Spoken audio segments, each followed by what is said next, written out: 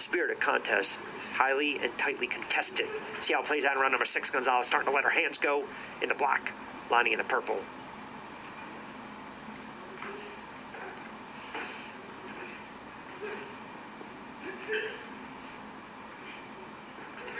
Another right by Lonnie that scores. Gonzalez again with that counter right of her own. Good exchange by both fighters. Action heating up. 6th and final round. Crowd starting to get into it here at the Crown Plaza.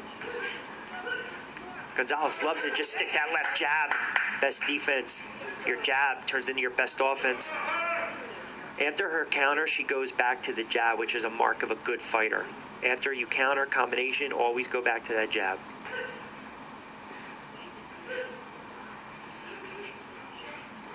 And see, Lonnie just did it. Again, mark of a good fighter. Both these girls very skilled. Left and right, then go right back to the jab.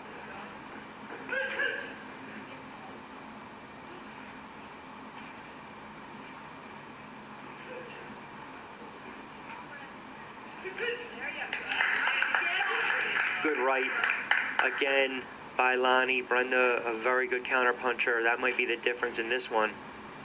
Another one that looks like it's going to go to the scorecards. Closing in on 6th and final round. Good exchange. Acegueda had her pushed back momentarily. Good left by Gonzalez. Left hook that scores.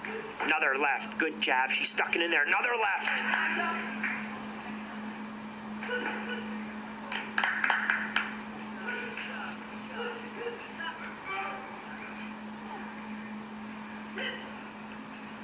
Gonzalez using the jab wisely, stepping around and using that reach.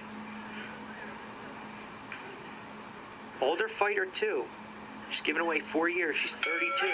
Good fight. This one's going to go to scorecards between Gonzalez and Acegueda. All right, ladies and gentlemen, after 6 hard-fought rounds, we go to the scorecards. And they read as follows. The juge de Carufel has it 57-57, a draw. Juge Lapointe and Judge Woodburn both have it 59-55 for your winner, Brenda Boom Boom Gonzalez.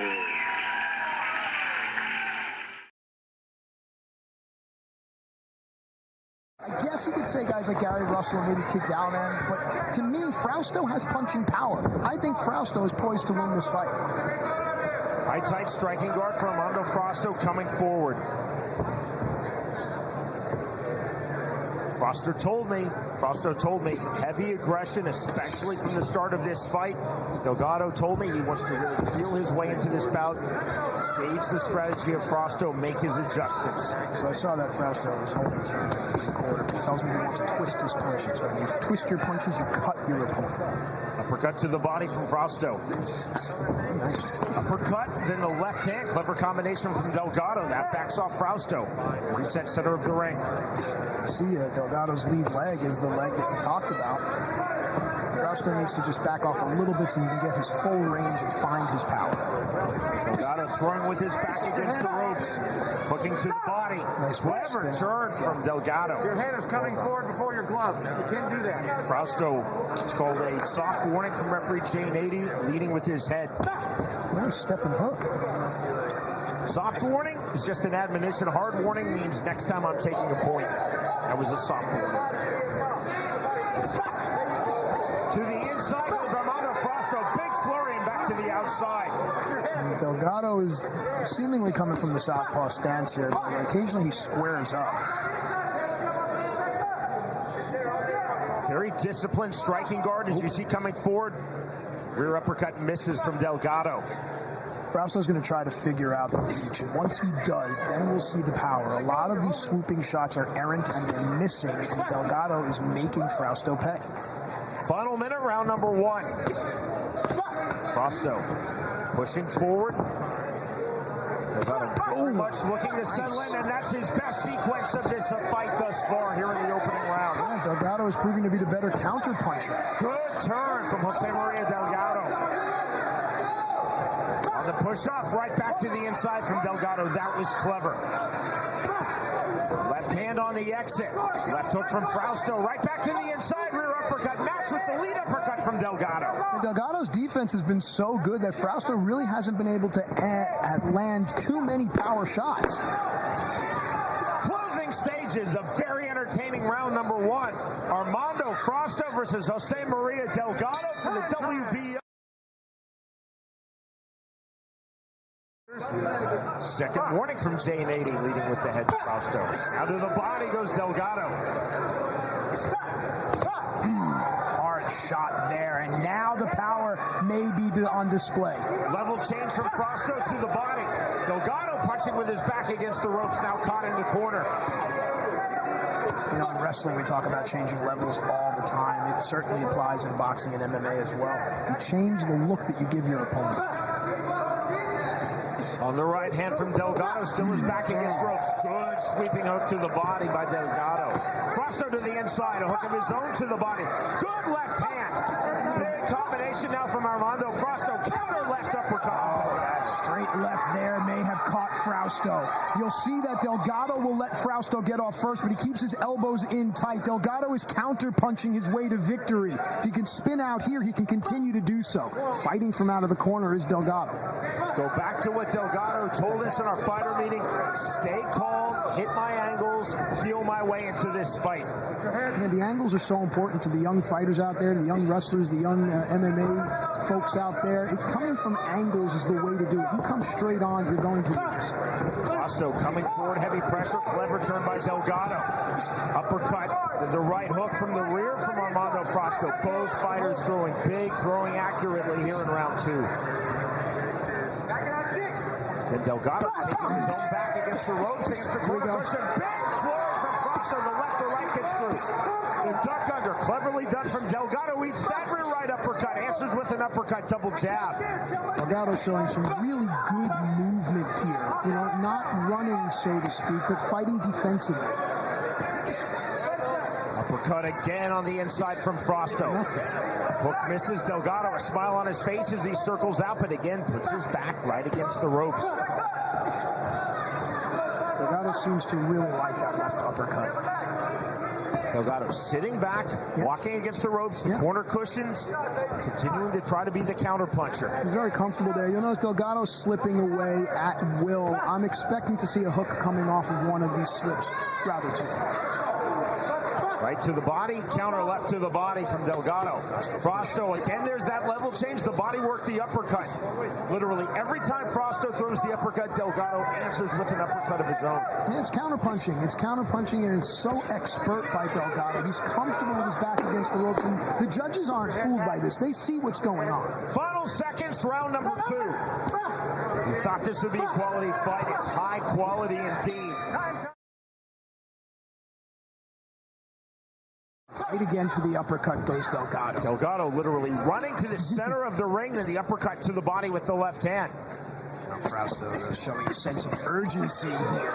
Good combinations, multi-punches showing. Tremendous hand speed from Armando Frausto. Delgado tactically is taking himself, putting his back against the ropes throughout this fight to this point. Now in the center of the ring. Now to your point, just like that, pulling himself back. Delgado wants this fight on the perimeter, and Frausto wants it in the middle of the ring. Delgado so comfortable putting his back against the ropes, sitting back, landing the counters with power. Just like that, walking himself back to the corner cushion, out to the ropes. Spin. Clever turn and spin from Jose Maria Delgado. Watch your head. Head back. Frausto resisting being pushed against the back of the ropes, coming forward, left to the body. 1 minute gone here, round number 3. Frausto continually with the forward pressure. See, we talked about it. When was it going to happen? It happened right there. You got a little inkling of it. Step to the side and throw that hook. Let's keep an eye on it. Left uppercut of Delgado so far has been his favorite weapon. Jane 80, great refereeing, allowing the fighters to work out of this situation. Hands are free, hands are active. Flurry to the body from Armando Frausto. Then Delgado moves backwards, pulling Frausto into that corner. An interesting choice of words there. Pulling him in, luring him in. Hook misses, glancing indeed. Now Delgado trying to spin out. Frausto going to work. There's the spin. Warn Delgado not to get too cocky, not to carry his hands so low. Warning to both fighters, leading with the head. Bang, bang, bang. Frausto running forward. Here we go. Hand speed from Delgado, answered by Frausto, both to the body. I love it as the show progresses, as the night progresses, the counter punching and the combinations progress as well. Instead of 1-2 punches, we have 1, 2, 3, 4. And that is what makes a good fight. There's the left hand, landed by Frausto. Closing stages, round number 3, approaching the halfway line of our feature fight. Safe to say Delgado is outboxing Frausto? Question Very mark. close.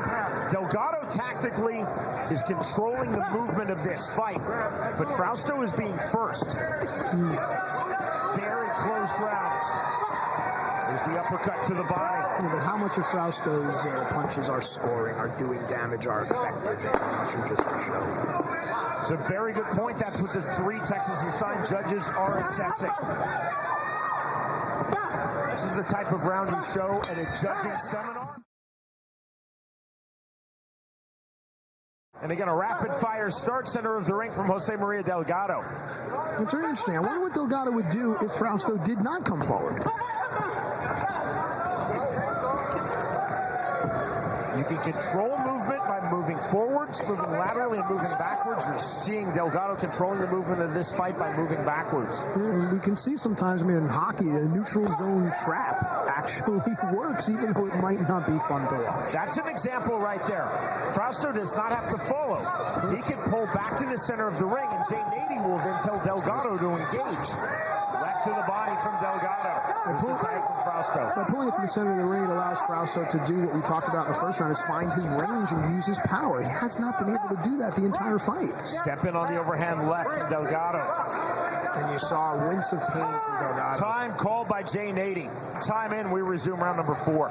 Sporting touch of hands, right back to work. Look what Delgado did there. He protected himself at all times there by dipping low after giving the high power. Left to the body after the left to the head. Uppercut just misses from Delgado. Smothering pressure from Armando Frausto.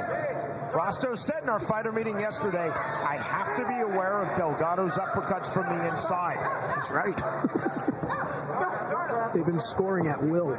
Both fighters very respectful, their respective opponents' strengths, accomplishments, very clear-eyed in their respective assessments of what they needed to do to win this fight. Again, I think that's a testament to the generation that's up and coming. And if you're out there listening, don't let anybody tell you that you can't do what it is that you want to do, because you are the future. Frausto coming forward again. Delgado, big counter hook to the body with the left hand. That stopped Frausto. You saw the air just kind of leave Frausto's body. Swing and a miss with that left hook from Delgado. That left to the body lands. I think Frausto might be hurt. Delgado continuing on the level chamber, loaded to the bodies. Now turning Frausto. Frausto a rear right hook. Oh, big gosh. shot to the body. Good body work, but a good uppercut. Both fighters throwing big, landing big, and receiving big in this fight. Frausto coming forward. On the flurry from Frausto. Not getting through with those punches. Good head movement, elusiveness from Delgado. Can't imagine why Frausto wouldn't employ the hook when Delgado moves side to side. It's right there for us. See? Missed. Left hand missed indeed from Frausto. On the tie-up.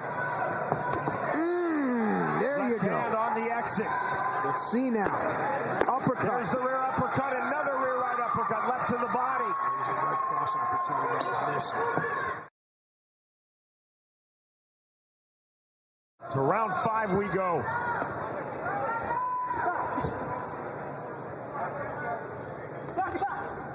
Stepping into the pocket, there's the left hand on the counter flurry from Frausto. Rear uppercut left to the body. Some left hook to the body from Delgado. You know, you watch Delgado's eyes, and you can just see how intense he is. And then when you look at Frausto, there seems to be frustration and confusion. Left on the exit from Delgado. Frausto tenaciously staying in the pocket, trying to smother those punches, determined to make this an inside fight, just as he said he would. Yeah, but I think it should be an inside fight in the middle of the ring. I'm not so sure that Frausto expected to have to keep chasing Delgado and then eating leather on the way in like that. That is an extremely astute point, Matt. I make them every so often. From the mid-range now, Delgado on the turn. The story's been Delgado's uppercuts as well as his body work. It really has been a pleasure to watch this young man stick to his plan. Stop. Stop. You gotta stop. You gotta back. Not much. Jade 80 talking to Frausto. I believe that was for, again, leading with the head on the inside. Just one real clash of heads. Well, again, it's the clash of styles is what it is. I mean, that's what you get when you get things like, you know, lefty versus righty or a guy that can switch up. Frausto running in, eating that right hand. Delgado again, pulling himself back, looking to counter big. Taking that flurry, you see the head movement. This is what we see. Punches there, none really landing clean. In this division, in the featherweight division, this is the type of fight you get. You come to expect it. So Delgado fits rightly. Final minute, round number 5. Scheduled for 6, 126 pounds. Sweeping left hand by Frausto. Backs him all the way up. Probably by design. Good on the counter right from Delgado. That was stinging. Now Delgado with the clever turn. Also doubles up on his effective punches, does Delgado. Frausto again coming forward. That rocks it. Here we go now. What are we going to see here? Inside on the corner. Delgado trying to slip out. Fighters all the time talk about setting traps. That is what Jose Maria Delgado is attempting to do throughout this fight. Set traps for Armando Frausto. Move backwards, bait him in, and then land big. But he eats that right hand from Frausto. A really significant punch. It certainly is physical chess when you think about it.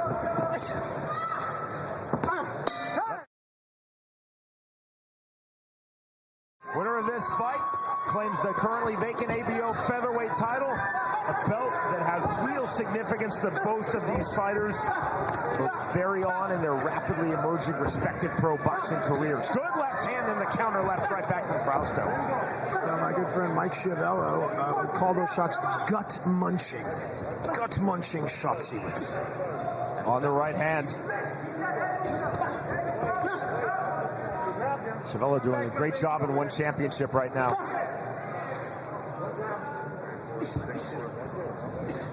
Walk down pressure again. Frausto coming forward. Delgado moving himself backwards, not being moved backwards. That's not the plot of this fight. That's certainly the subplot. Yeah, but Sean, it just seems that, gosh, if I'm Frausto, I'm Frausto's corner. The frustration when we go back to the gym is what should inspire Frausto. I'm just assuming that the scorecards are how I have them. Delgado missing with the uppercut. Rare time for Frausto to have his back against the ropes, and on cue he spins Delgado. There just doesn't seem to have been a point in this fight where Frausto had Delgado in trouble. You see Delgado pulling Frausto now to the other side. To do that, counter big off of the ropes. Big left hook to the body. Rare separation in this fight by Jane 80. 80 has kept his fight flowing. Both fighters have obliged. This has been outstanding. Frausto again coming forward, lands that right hand on the entry. Delgado parking his back against the corner cushion. Delgado and the turn. Should be careful not to get complacent, though. 3 punches, all with the left hook. Then the left uppercut from Delgado. Right hand on the exit from Frausto. Frausto right back to the inside. Good left hand from Armando Frausto. A short little poke there. You say it backs Delgado up, but no, Delgado backs himself up. Hard right hook there. Left to the body on the uppercut from Delgado to counter. Final minute of this fight. Minute number 18. Nothing decided yet. Armando Frausto, Jose Maria Delgado. High quality in our feature bout.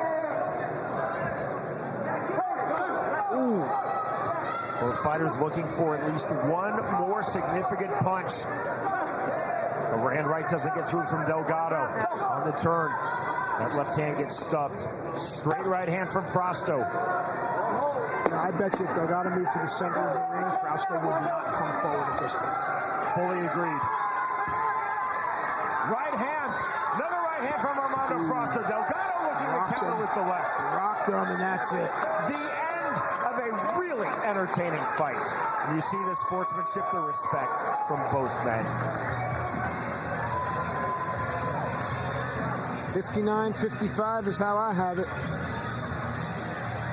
And the judges tonight, scoring ringside, signed by the outstanding Texas Athletic Commission. Sean, what'd you see in this fight that stood out to you? The theme for me is that Delgado dictated the movement, continually putting his back against the ropes and the corner cushion, and every single time Frausto following him in. Yep, here we take a look at some final action from the final round as these fighters gave us a great show and definitely put on a display of boxing acumen. A round of applause for these two warriors. After completing the scheduled 6 championship rounds, here are the score totals from our judges at ringside. Karen Holderfeld scores the fight 58-56 in favor of Delgado. And Inmer Guzman and Jesse Reyes both see the fight 57-57. This fight is ruled a majority draw. Therefore, the title remains vacant. Some boos from this Galveston, Texas crowd, but they are booing the fact that there is no winner. Oh, goodness! Hard to hate him. Caught him again. Alba with a left, then another right. Alba again. He's going to stop it. That's going to be it, and it's over. It's all over. He looked like a rabbit just written out of a hole. Oh, no, he's ready. Oh, goodness! Tyrone Davis. Oh, mercy. Don't know if he's getting up. Harrison with a left and then another left. Going for a right. Soto goes down. A vicious right, and that might be the night. Oh, he's going to have a hard time getting up. That's it. It's over. Oh, it's over. Dirty Men Boxing.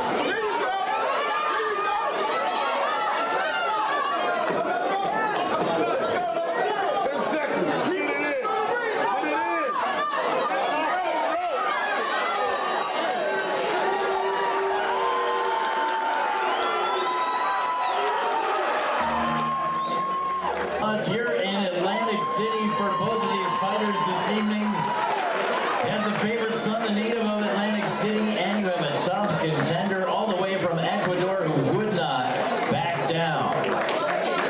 After 6 exciting rounds here at the historic Claridge Hotel, we go to the judges' scorecards.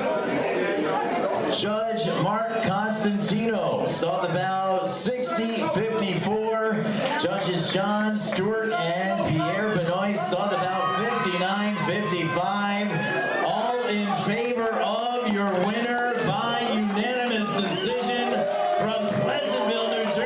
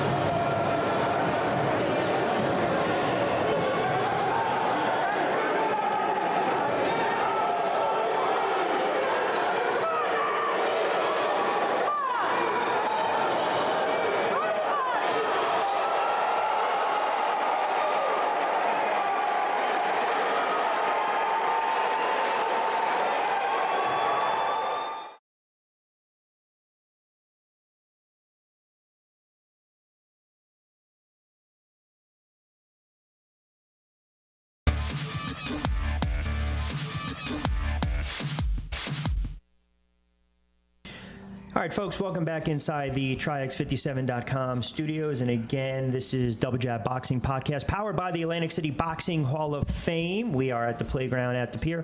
Rich Quinones alongside my broadcast partner, Rob Scott, and special guest, an inductee come May, into the Atlantic City Boxing Hall of Fame. A great fighter, a great nickname, by the way, the Camden Buzzsaw, former light heavyweight champ, Dwight Hamakwawi. And always good to catch up with you, champ. How you been?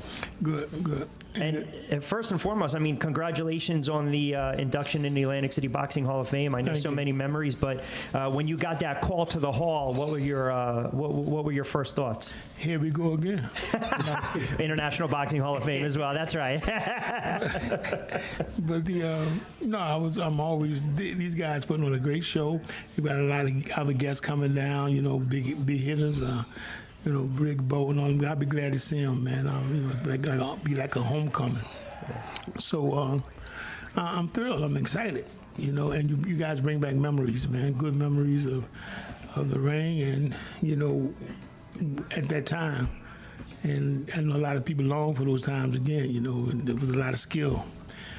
And people were sincere, and I'm not saying that today they're not, but it was good. It was good back then. So. Well, you say we're bringing back memories, but you were a participant in a lot of those memories. Tell us on your memories of Atlantic City Boxing, and because you had some of your best victories here, you had some of your toughest fights here. Just tell us how you feel about Atlantic City and the history of Atlantic City boxing. Well, I've said earlier, you couldn't write a script better. I had no amateur career. I just started boxing, off the persuasion of a friend. And I was no amateur fights. I had my first fight, and most of my fights was in Atlantic City. So when the casinos opened up, it was open. Boxing was open for boxing. For a guy like me that needed some directions at that time, or financially, if it was a great fit for me. All I had to do was be sincere, work hard, and learn my trade, and I was teachable. But it was like the beginning. And it was like the beginning for me, and it just fell in place. It was fate. It was just fate for me, and I was successful. And a lot of great fights here. I had some losses here, heartbreaks, and it was bittersweet. It's bittersweet. You bounced back, though. Yeah, I bounced back in a lot of it. I bounced back in life. Boxing means that much to me. It means so many different things for me. It represents my life even sometimes. I've heard this song, this Christian song I heard on the radio not too long ago. And it said, a saint is nothing but somebody got down, knocked down, and he got back up. So, that's the story of a lot of people, And when I took my name, Kawi the Strong, that's how I saw it, not just in the ring physically, but in life. I had to be strong and durable, tenacious. And boxing, it was a reflection of that, of who I was. And I fought like that. I took you to the bitter end. You either say you tapped out. I was tapped out before tap out. You kind of had an inauspicious start to your career, though, right? 1-1-1, which is it's not the sexy record to start after 3, but then all of a sudden I think you reeled off like 13 or 14 in a row, and that's when you it seemed as though, okay, here we go, and then you had the chance, the WBC World Light Heavyweight title against Michael Spinks. But that's right. You would say a lesser boxer, maybe a guy who's not as mature, not as humble or hungry, 1-1-1, maybe say, this isn't for me. That's what happened. I was I had one loss, one win, one draw, and I went to New York City, and I fought a guy who was 4-time Golden Glove champ named Johnny Davis. And he still talks stuff, but I came back, beat him twice. But I was 1-1-1, and that night I'm a street fighter. I come hard, I go hard, and I had knots on my head. I got on the train coming back. The people thought I won, but I made it a hard fight. So I told my trainer at the time, coming back, I said, man, this is a hard way to make a living, man. I said, if I want to keep doing this, you got to teach me some skills. Can you do that? And he said, yes, well, we can do that. So I went to work, and I ripped off straight to the title. Yeah. I ripped off like 16 wins. And he kept his end of the bargain, and I kept my end of the bargain. So, yeah, it was funny that I was at a crossroad, 1-1-1. I could say I can be an opponent, just do it halfway. or all in, and I was all in. Well, do you basically you basically started out. You basically started out like you said. You got back on the horse. And you never gave up. But boxing is different from what boxing used to be back in the days. Money wise, but it's also different in the sense of how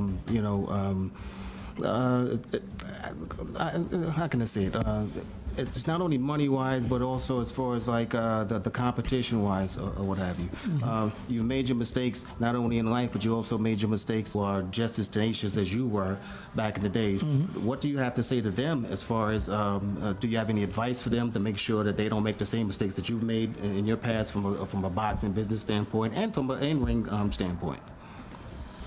Well, just be true to yourself, just be sincere. It's hard. It's hard once you get there. I see not only boxers, but I see other athletes, entertainers. We heard of them recently. They fall. They make mistakes. You slip. Learn from it. And listen. Be teachable not only in the ring, but be teachable outside the ring. Don't be cocky, because how they say it, pride goes before the fall. Sure. So all those kind of, this is just typical stuff that you do. You just got to check yourself and have good advisors around you. That's my suggestion. All that good stuff. But just take your time. Be patient. Be patient. You make me think about when I got to the top. Say like for instance with Holyfield. Okay, let me use Holyfield. I knew I watched him on TV. He fought my sparring partner at ABC. He couldn't even go 4 rounds, 6 rounds. No way. I thought he was going to go 15 rounds with me. He went 15 rounds, and I could tell you why he shouldn't have, because he stayed in the hospital for 2 weeks after the fight. I trained hard, but sometimes, things is in the game. Things don't go the way you want them to go. They put me on the shelf. We should have came right back and had a fight. Maybe wait a year and a half, 2 years. Those kind of things is like, they mean it, and they get to you. So it's not only what's external, but it's also what's internal. How you hold up like that, and just a lot of things. I think they should have conversations a lot, serious conversations about things like that, reflect.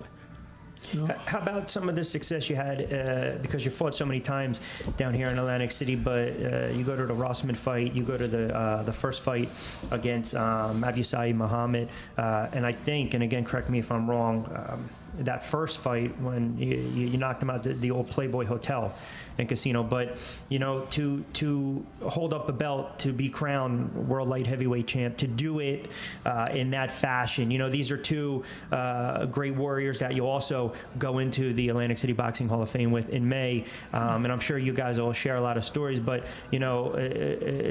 Saeed Muhammad was a wonderful, wonderful, wonderful boxer. I mean, it just one of my favorites, just having an opportunity, the little that I was able to remember and watch him, but, to be crowned a champion, to do it in Atlantic City, talk about some of those battles and some of those wars with those fighters. Well, first of all, you couldn't have written a script for my career better than what happened, thank God. I was in the right place at the right time. I had no amateur career. I went to the title in 3 years. Back then, Olympians wasn't doing that. That's right. And I was put in each time as an opponent, and I came out the winner. And I came back to ESPN. I won the ESPN tournament. I was the champion of that. They promised me a network fight. I fought Mike Rossman, great fighter. Knocked him out in the 7th. Then I went to James Scott. I went in prison for James Scott. Rahway, yeah. In Rahway prison, and it was mimicking really the penitentiary movie. Person go back in the thing, and for real, it was like life imitating art. And it was funny, but I got through that, and things was moving for me. And when I got right there with Side, my confidence was so big, and my trainer, 2 great smart trainers I had. Wesley Mozart and Quinzel McCall. And Quinzel told me, he said, listen, this guy can box. He used to could box, but he want to knock everybody out. So what are you going to do? He's going to be right in front of you. He said, that's your fight. And he was right. and he stayed right in front of me, it was sad because he's a nice guy, and we became great friends afterward. Yeah. But he was really a nice guy. I wish I had got Spinks first, and got some of those ribs. But he ran, Spinks got a way of running, looking back at you, smiling. I never seen nobody run that way. I'm gonna ask him about that when he come down. But. Yeah, and it's unfortunate too when we lost Muhammad back in 2014. How about last 15-round championship fights? I mean, let's be honest. I mean, we already know what transpired back in the 80s with the Mancini fight, but I mean, you try to relate to going 15 rounds today. Yeah. You got to have a little gumption, right? It's gut check time, as they say. And I remember Ali said something. I think he made mention of he had a burning in the stomach. When I was fighting Holyfield, I had that same burning. And I don't know how he kept running like that and how he took 3 steps and I won. Because my plan was to slow him down, and I did. The 5th round, 4th round, he was slow, he was done. I was licking my lips, man. I said, we got him. I came back out, he started running. And, it's a mystery. A lot of fights are mystery. Ali in the right hand with Liston, they're going to stay mysteries, right? But, I gave my best.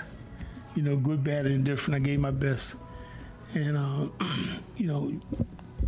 coulda, woulda, shoulda, ifs, deal with it. I just gave my best. I got people coming up to me right now and say to me, when I went to when I go places with boxing, fans are there, they say, for your size and your ability and what you did, you're the greatest fighter ever. Because I took a lot of jabs from the big guys. They never saw that before. And, so I'm proud of my career. I had a great career. And like my manager told me, and he was so true in saying it, he said, the only one going to beat you is you. Mm-hmm. Well, you were light heavyweight champion, and like I said, you got back on the horse and you went up and you won the WBA cruiserweight championship. I had weight problems. I'm telling you, man. If I breathed too hard, I would gain weight. Well, but at the same time, you gained weight, but at the same time, you didn't gain height. Yes. So, and you fought bigger fighters. You even went up to heavyweight and you fought Big George Foreman. I fought 2.5 weeks notice. Or was it 1.5? No, 2.5 weeks notice. I fought Big George. Well, but hey, let's face it. I mean, even the older version of George, if you fight the older version of George, you can get 2 months amount of training or whatever, but he's a big guy. Yeah, but I did good. I did real good with him. Punch. And I was winning. And by a lot of accounts, just from savvy and skill. Mm-hmm. And, that was good. I wanted to really knock him out. But I saw that I was getting tired, exhausted, and fatigued. It wasn't worth it. Did you find your punch going with you as you went up? My punch, and the thing that didn't go with me as much was speed, which is the snap. But they always say you always have your power, no matter what. But you do have that, but my power was a lot of was speed. Mm-hmm, mm-hmm. I would crack it. You know what I mean? I'd turn it over like that. So I would turn it over, and when I would turn punches over, man, that was a good night. And so when I lost that, I lost the snap, I lost the speed. But I still did good. Still did good. I pummeled the guy, and I would, and I would win that way. But you have to compensate too sometimes because if you're 5'7", 5'8", fighting, if you're light heavy and you're going against guys 6'1", 6 foot, you got to establish that jab early on. You almost got to kind of bait them to come in to go to the body a little bit, right? I mean, it's tougher when you go against taller opponents sometimes. It is. It's got to be frustrating too. But I learned how to compensate for that. What I did, it was my footwork. My feet. I would step with my jab. A lot of guys reach. I learned how to step. There's science involved. And I would get in their face with the jab, behind the jab. But you also had, sort of like upper body movement. Yeah, that's what I was about to say. You can compare you with Joe Frazier to a certain degree. You can move. One of the videos that's out that is always shown is how you made Leon Spinks miss all those shots in that corner. That's something that the bottom line is if you can't. If the guy's bigger than you, I mean, a lot of people take those punches, whatever. But if you don't have to, then why take them? Don't. That's the thing about boxing today, man, that I don't like, is that the skill is missing. I love the guys from before. You know, Archie Moore, he was interviewing one time. He said he was walking down the street and how he fell in love with boxing. He seen a silhouette in the gym behind the curtain, and he saw their movement, and he fell in love with it. And he was like that. He was amazing how many rounds Archie Moore boxed throughout his career. But he has signs of skill, man, and that's the kind of guys I watch. You know. Before we got to hit a break, and before we let you get out of here, we can talk boxing with you all night. I'm just curious as we wrap it up. Just my last one for you. Do you follow? I know you train a little bit here and there, but do you follow the fight game a lot anymore, or is it somewhat? And you know. It's not like I said, the skill is missing. You know, the old trainers and stuff. Like I came around, a lot of old trainers was there, and guys knew what they was doing. This is serious. You know, this is serious. And if you don't have the fundamentals and basics, it's going to catch up with you. It's going to catch up with you, you know. So you need to learn your skill. I dedicated myself, man. And real quick, when I was coming up, I lived in Camden, of course, from Camden. And I came, and I used to go to Doylestown and work out. I ran during my lunch break, came back, stopped at Joe Frazier and trained. I did that for like a year. Yeah. I was dedicated, and I learned, man. I was a student, man. That's baptismal by fire, right? That's old school, cutting your teeth a little bit. I was dedicated, man, and I was a good student. Well, listen, congratulations. We already know you're International Boxing Hall of Fame. Congratulations on the induction in the Atlantic City Boxing Hall of Fame. Certainly love to get you back on, but we appreciate it, and you had a great career. Always good to catch up and talk a little boxing with you. Yeah.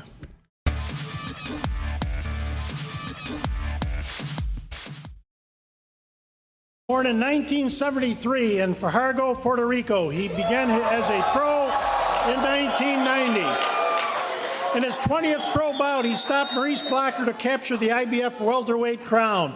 15 successful defenses later, 12 by knockout, following it, including victories over Hector Camacho, Yori Campos, Obakar, Pernell Whitaker, and Oscar De La Hoya. 2001, he became a 3-division champion, defeating William Joppy. A dynamic puncher with explosive left hook, 2014 Hall of Fame inductee in the modern category, Felix Tito Trinidad.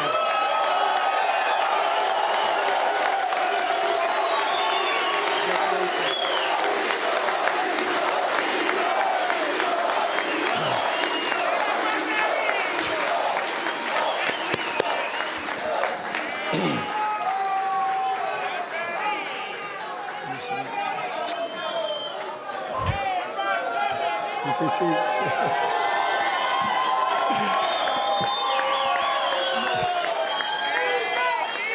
Así es. Bueno, buenas tardes a todos los presentes. Good afternoon to all of you present. De verdad me siento. Gracias. Thank you. De verdad me siento bien contento de estar aquí con todos y cada uno de los presentes. I'm very happy to be here with all of you present.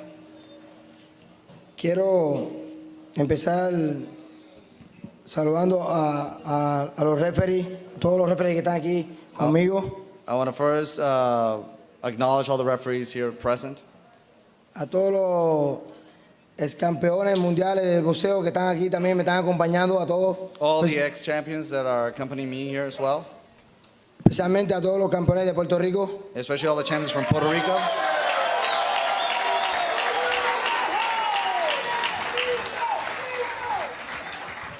Y a todo el personal del Salón de la Fama, especialmente Ed Brophy. All the personnel from the Hall of Fame, especially Ed Brophy. Y no puedo dejar pasar por alto a los dos campeones que están siendo exaltados en la tarde de hoy junto conmigo, Oscar De La Hoya y Joey Garzagui. And I cannot but forget to obviously acknowledge the two other champions are being inducted to the Hall of Fame with me, Oscar De La Hoya and Joe Garzagui. Quiero, de mi más profundo de corazón, de lo más profundo de mi corazón, from the bottom of my heart, quiero hablarle a todos ustedes. I want to speak to all of you. Mi carrera, gracias a Dios, una carrera desde muy niño. My career starting from a very young age. Mi padre hizo recuerdo en esos tiempos, un gimnasio que de verdad que es un gimnasio muy chico. I remember those days, my father in his gym, and it was a very small gym. Dando un poco para atrás. Let's go a little bit further back. Mi padre fue boxeador profesional, My father was a professional boxer, campeón nacional de Puerto Rico, a national champion in Puerto Rico.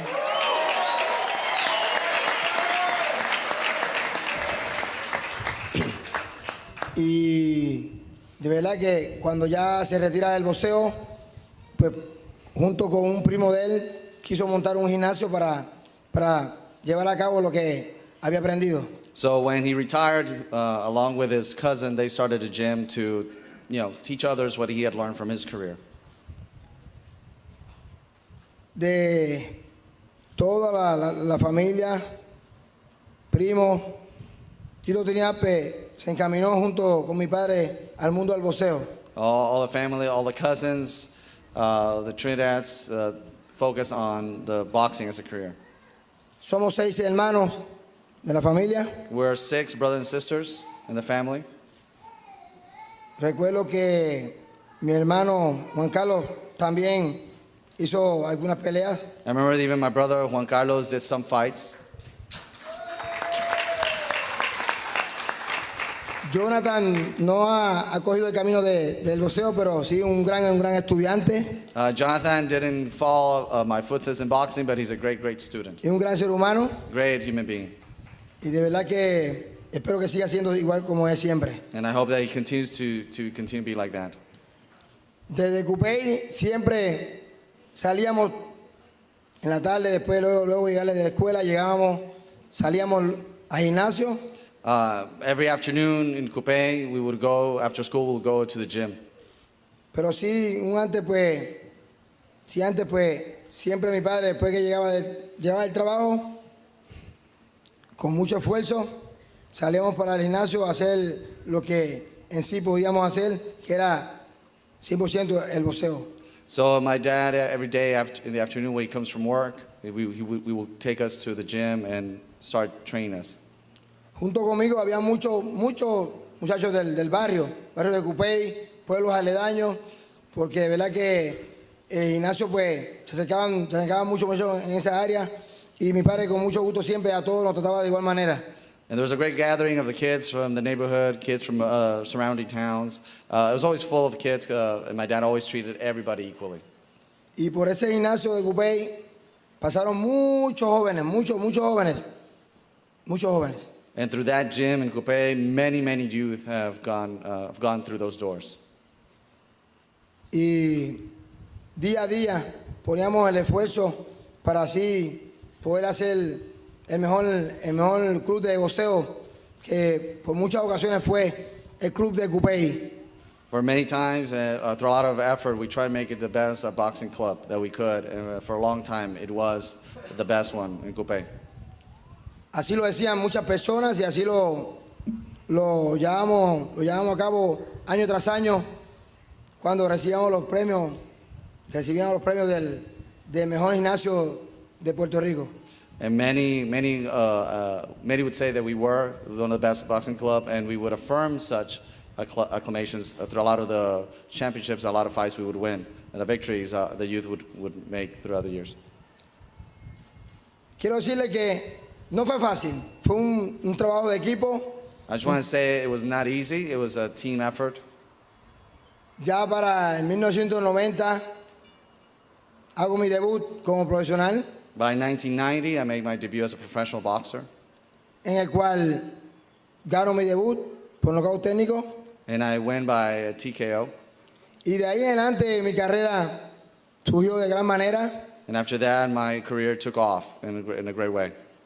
Tenía de mis primeros 10 combates, 9 de ellos eran por nocaut.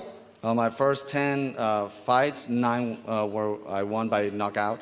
Ya en la pelea número 20, la pelea mía número 20 la hice por el título mundial, My 20th fight was for a world title, en el cual gano por nocaut en el segundo asalto frente a Maurice Blocker. in which I beat Maurice Blocker on the second round by knockout. Y de ahí mi carrera siguió surgiendo Y gracias a Dios pude ganar 5 títulos mundiales en toda mi carrera. And after that, my career just continued to grow, and I was able to win 5 different world titles in different divisions. Yo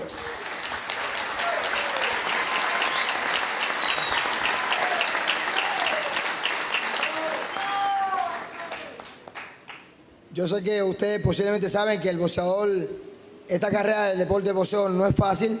And I think I know that you know that for the boxer, this career is very hard. Pero se puede.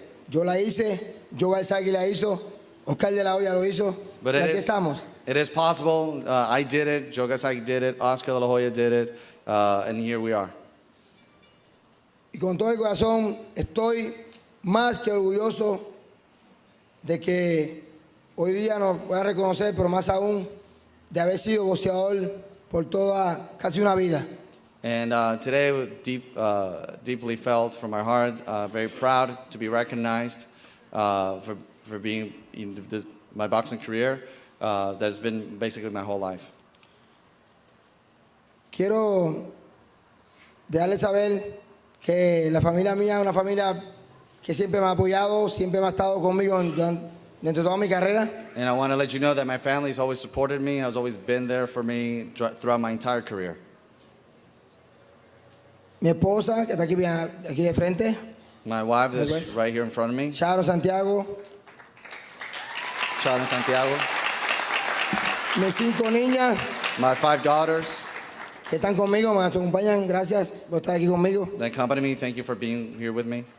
A mis hermanos que están aquí conmigo, Juan Carlos, Luz María, Irma Doris.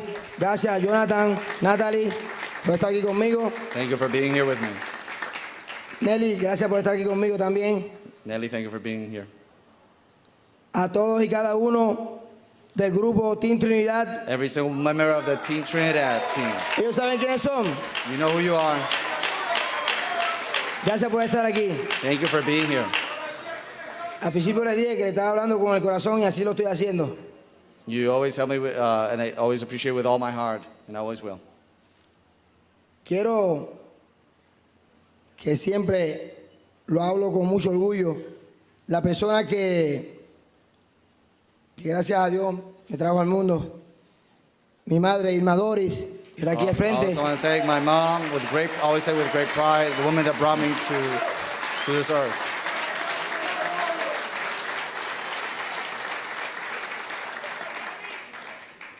Pero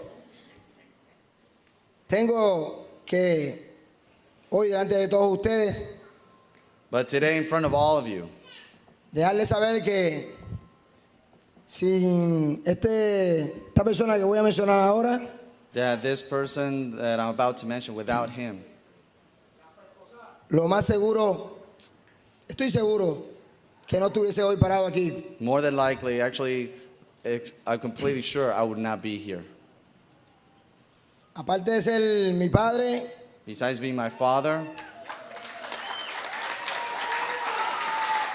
ha sido el mejor padre, he has been the best father, ha sido el mejor manejador, the best manager, ha sido el mejor trainer. the best trainer. Con todo el respeto a todos los entrenadores y manejadores que están aquí hoy, With all respect to all the managers and trainers here, porque luchó día a día con todo para poder llevarme a lo más grande, a estar aquí hoy en el día del Salón de la he Fama. fought every day to take me to accomplish and be here, standing in the Hall of Fame. Yo me siento súper orgulloso de ti, papá. Como siempre le digo, I'm very proud of you, Dad, like I've always said. sumamente orgulloso, Extremely proud. porque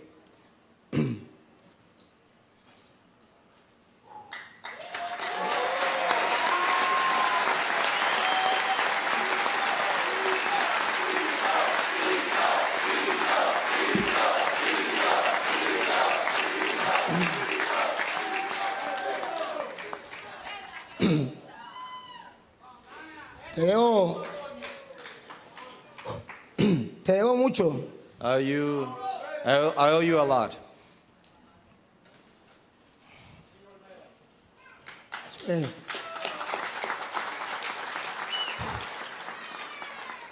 El ejemplo que nos ha dado a toda la familia. The example you've given to all of our family. Y sé que esos tiempos que tú vivías no fueron fáciles. And I know those days that you live, it wasn't easy. Y todos y cada uno de nuestra gente de Puerto Rico y nuestro grupo And every single one of us in Puerto Rico and everybody of our team, se sienten orgullosos de ti they all feel very proud of you. por todo lo que has hecho conmigo. Everything you've done with me. Gracias, nuevamente te digo. And once again, I thank you. De verdad que este premio, esta sortija muy linda, Truthfully, this award, this ring, which is very beautiful, y lo que está aquí en la cajita, and what's in this la box, semblanza, this certificate, son parte también tuya. they all belong to you as well. De corazón, From te my heart. quiero, I love you.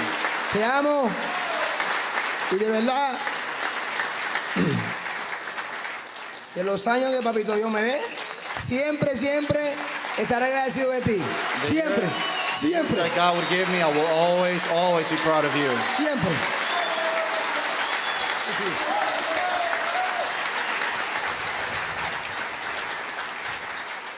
No, y él me señala a Don He's King signaling me to acknowledge Don King as well. porque yo también estoy bien agradecido de todo lo que Don King hizo conmigo en mi carrera. I'm also very grateful to Mi Don promotor, King Don King. as my promoter, everything he afforded me to accomplish in my career.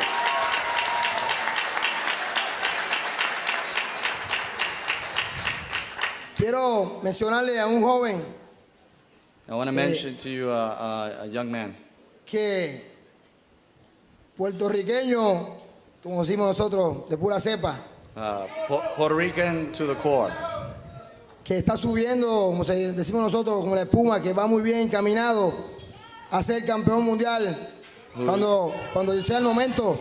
who's been going up in the ranks and definitely will be a boxing champion. Y ese es Félix Verdejo, que está aquí a mi izquierda. Félix Verdejo, which is here to the left. Dios te bendiga, Félix. Sigue hacia adelante, trabajando duro. Yo voy a ti. God bless you, Felix. Keep working hard. I support you. Bueno, gracias a todas las personas que me han escuchado, Thank you, all of you that have heard me, a todos ustedes, mis fanáticos, mi gente to all my del fans, del boxeo y los que no son del boxeo también. Saludos a todos. everybody that is involved with the museum and not involved with the museum, everyone here.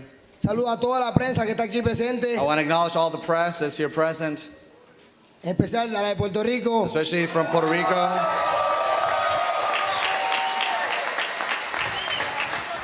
Si se me ha quedado algo, de verdad, discúlpenme, And if I've forgotten something, please excuse me.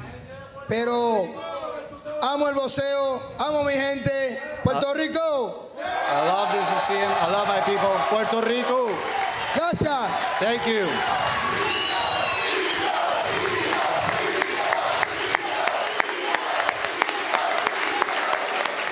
Your attention back to the ring. We're about two of your evening 108-pound weight class. In your red corner, boxing out of the Colorado, New Mexico franchise, Ezekiel Ferguson. And in the front of this championship bout in your blue corner, boxing out of the New Jersey franchise, Anthony John. Your referee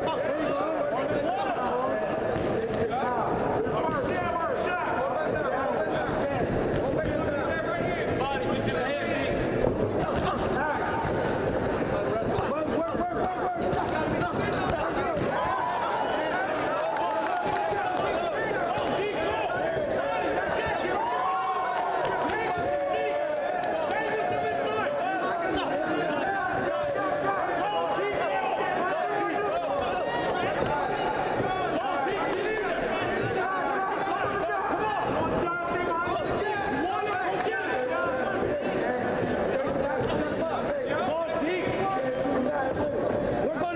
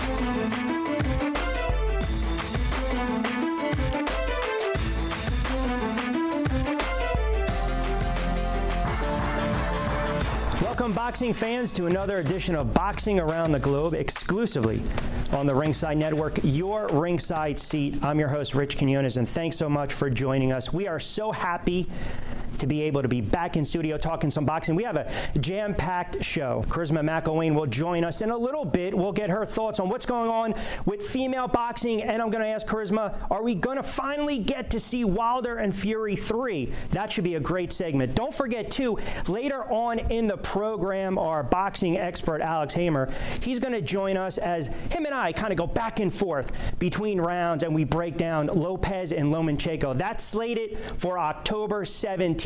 We'll close it out with Alex's famous and sometimes controversial Top 10 that's presented by the aforementioned Ringside Network. So with that being said, let's get it underway. Our opening bell. Well, if you haven't seen boxing in a while, let alone sports, you know why. It's the COVID-19. We all had to deal with it. The pandemic halted all sports in the U.S. in March. From March until June, boxing took an 8 count but refused to be counted out. The boxing gods immediately went back to the drawing board to come up with some concrete solutions to a real problem. In walks Top Rank. They submit a 20-page proposal to the Nevada State Athletic Commission. The plan included all types of safety measures to protect the fighters and their trainers, which is a smart idea. The infamous bubble at the MGM Grand Center was created where all the fighters can be quarantined to make sure they were COVID-19 free before stepping back into the ring and giving the fans what we crave, some action. But no fans were allowed in the arena. We had to watch on TV. No press allowed. They had to do their due diligence and really watch and research and write up on these fights. And if you go back to June 9th, the first fight in the bubble was Newark's Shakur Stevenson, who scored a scintillating, dominating 6-round knockout over Felix Caraballo. One of the boxers, we don't know who, told the Ringside Network that fighting in the bubble was almost like sparring, and it was something that a fighter would have to get used to. Looks like we're going to have to get used to this controlled environment, as well as the fighters and the fans, at least until the end of the year. All right, so one round is in the books. Keep it locked in here to Boxing Around the Globe right here on the Ringside Network. We're going to step aside. When we come back, our boxing expert, the knowledgeable Charisma McElwain, will give us a little insight on Fury and Wilder. Are we going to get them for the third time? We're going to talk a little female boxing with her as well. And as always, get social with us on Twitter at RSN_TV, hashtag Boxing Around the Globe. Because when we talk to Alex a little later on in the program, you are definitely want to go and have a little fun with him on social media when he presents his top 10 as we close out another edition of Boxing Around the Globe. Lace him up. We'll step aside. We'll come back right after this.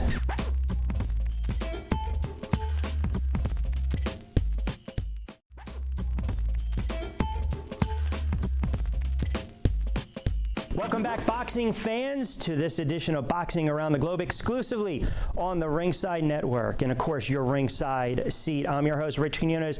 Thanks for taking a ride with us through the opening round. My goodness, you know, the show always has this phonetical fast pace, and that's okay. That's the way we like it, just like heavyweights. And to talk a little bit about some heavyweights, Wilder Fury, are we going to get that third bout? We have to bring in our boxing expert, Charisma McElwain. And Charisma, I'll tell you, you talk about Wilder and you talk about Fury. This is a fight I know you want to see. Charisma, I know I want to see this. What's the latest on this one? Well, you want to see it. I want to see it. The fans have been waiting for it. You might have to wait a little bit longer, though. The rematch that every fan has been anticipating, Fury versus Wilder 3, was planned initially for July 18th. And because of COVID, it was postponed until October 3rd. Now fans and we have to wait yet again because now the rematch is planned for December 19th.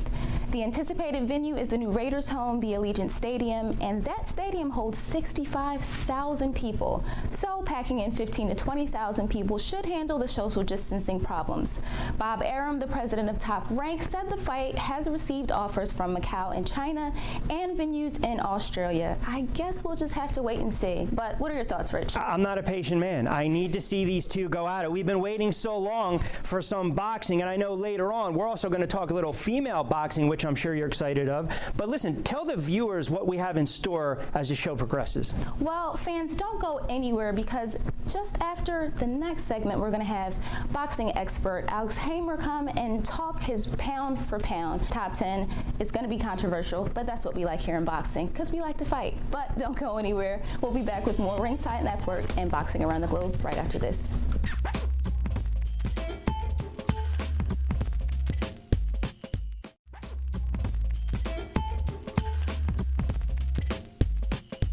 Welcome back to this edition of Boxing Around the Globe, exclusively on the Ringside Network. Rich Quinones here. Thanks for joining us. And I'm telling you, as this show is starting to speed up in the middle rounds, we can't wait to get to some of the late rounds. But before we do that, we'll throw it back over to our boxing expert, Charisma, and we're talking a little bit about the female fighters. You teased it wonderfully going into the break. Jessica McCaskill, Cecilia Brakehouse. That was a heck of a fight between these two. Thanks, Rich. As you know, I love talking about the ladies of boxing.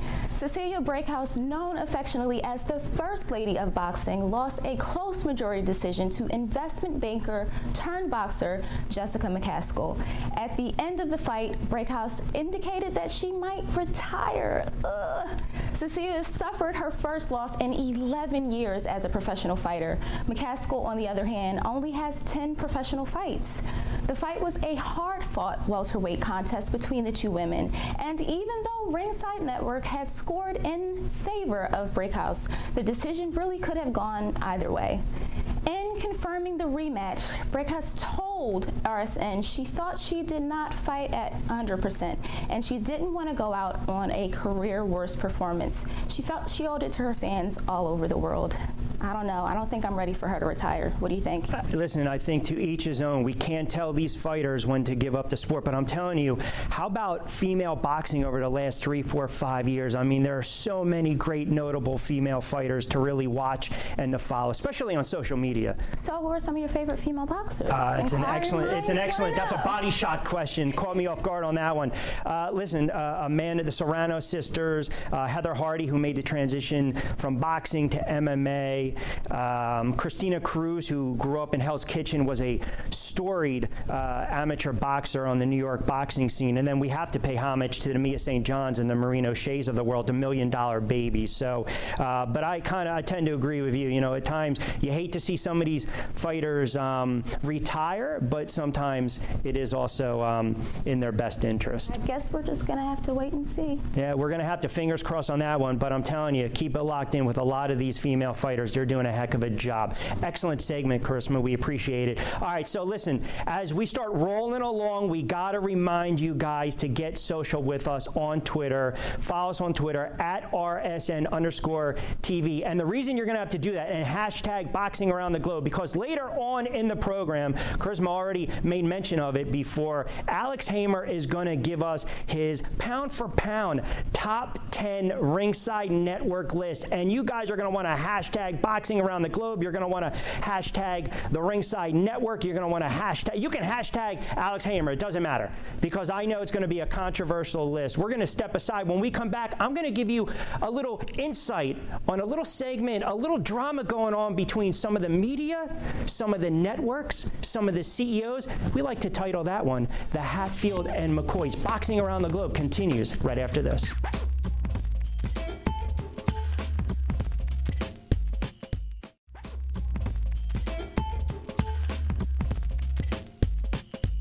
Welcome back, boxing fans, to this edition of Boxing Around the Globe, exclusively on the Ringside Network, your ringside seat. Rich Quinones here, back in the saddle. And, you know, as we start to really get into the show, we got to remind you, we'll close it out with a preview of Lopez and Lomachenko. And then, of course, Alex is going to provide his Ringside Network top 10 pound-for-pound list. But we always love, who doesn't love a good feud? Who doesn't love a little controversy? Well, we got one for you this time with the media and some CEOs and some fighters alike.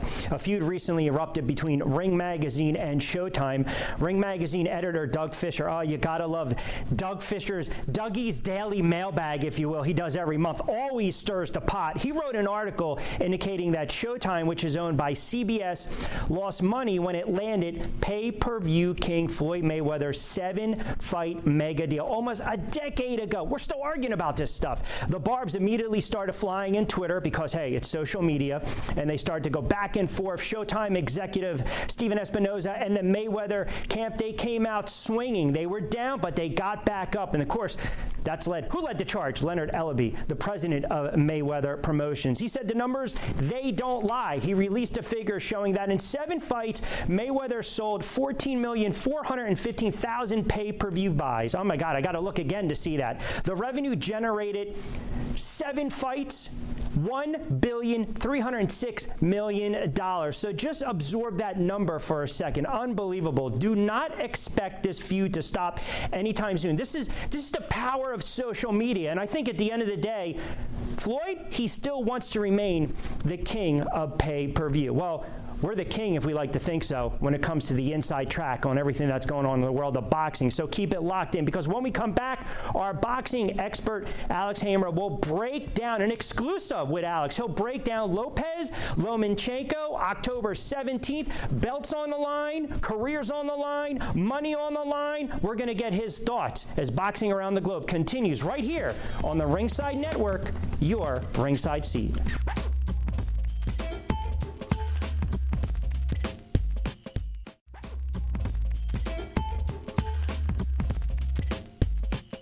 Welcome back, everyone, to Boxing Around the Globe, exclusively on the Ringside Network. Rich Quinones here again. And as we start to look ahead to the boxing calendar, we're happy about this next fight coming up October 17th, Vasily Lomachenko against Teofimo Lopez. A lot of belts on the line, and help us handicap it, break it down from an analyst standpoint, our boxing expert, Alex Hamer. And Alex, it's great for you to join us on this edition of Boxing Around the Globe. And this is going to be a heck of a fight October 17th. Absolutely, Rich. And we are looking forward to October 17th out in Las Vegas at the MGM Conference Center. Bob Arum indicated from Top Rank that there will be fans in attendance, but most importantly, the press will be allowed to attend, and we hope to be among them. But let's get to the fight. Teofimo Lopez and Vasily Lomachenko. This is so interesting. The records, respectively, are Vasily Lomachenko is 14-1. Teofimo Lopez is 15-0. But don't let the records fool you, okay? Not a lot of fights, but let me talk about Lomachenko first. The Russian won 2 consecutive gold medals in 2008 Olympics and the 2012 Olympics. He had 400 amateur fights. Let me repeat that. 400 amateur fights, and his record was 399-1. He fought 400 times and only lost 1 fight. His nickname is High Tech, okay? And he's truly a genius in the ring and a sight to behold. Let me talk about the new kid on the block, Lopez. He has all the swagger that you want to see, okay? He's boisterous, he's good, and he's strong. He hits like a bull, and he comes to fight. So this, I see, is my candidate fight of the year. I expect no less out in Las Vegas, Rich, for the bombs to flow on October 17th in Las Vegas with Vasily Lomachenko, the Russian gold medalist, versus the upstart Teofimo Lopez. And you mentioned when Lomachenko, the Ukrainian southpaw, as you mentioned and indicate his record 14-1. They both have knockout power between them, 22 combined in their careers. Lomachenko suffers an early loss in his career to Salido, but now he's ripped off 13. And I like what you said about Lopez. Here's a kid where we always want to crown the next boxer, the next fighter, but this is a major step up in class, if you will. And we always talk about some styles. Do you see this fight, Lomachenko trying to break him down early on, going for the knockout, or Lopez try to feel him out a little bit early on? That's an excellent question, Rich. I don't see Lomachenko necessarily trying to feel him out. I think they're going to come, and see what everyone has in the beginning. They're coming to test each other out. As they say in the boxing world, I'm trying to see you, okay? And they're going to come early and test the waters. Let me give you an example. When Lopez won his title from the kid from Ghana, he came right out in the first first ring. No feeling out. He came out to test him, and that's what he did, and I think that's what he'll do to Vasyl Lomachenko as well. Yeah, IBF, WBO titles on the line. And again, not a bad payday, $2 million for Lopez, 2.7 for Lomachenko. So, you know, the incentive is right there with the purse per se, but it is going to be highlighted as a marquee fight to get boxing back. This is a marquee fight. The strange thing is going to be shown on ESPN rather than pay-per-view because of the climate, the COVID-19. It's going to be on ESPN and not pay-per-view. So millions more people, Rich, will get to see this fight as it comes down on October 17th. All right, excellent breakdown. Don't go anywhere. We're going to need you in a little bit when we come back. We're going to step aside. Great segment, as always, with Alex Hamer. When we come back, Alex will present the Ringside Network, his top 10. These are his top 10. So you know what? If you guys disagree with him, you can get on him on social media, and you know what? He'll respond, and he'll tell you exactly why he chose the Ringside Network's pound for pound top 10. Keep it locked in as we close out another edition of Boxing Around the Globe right after this.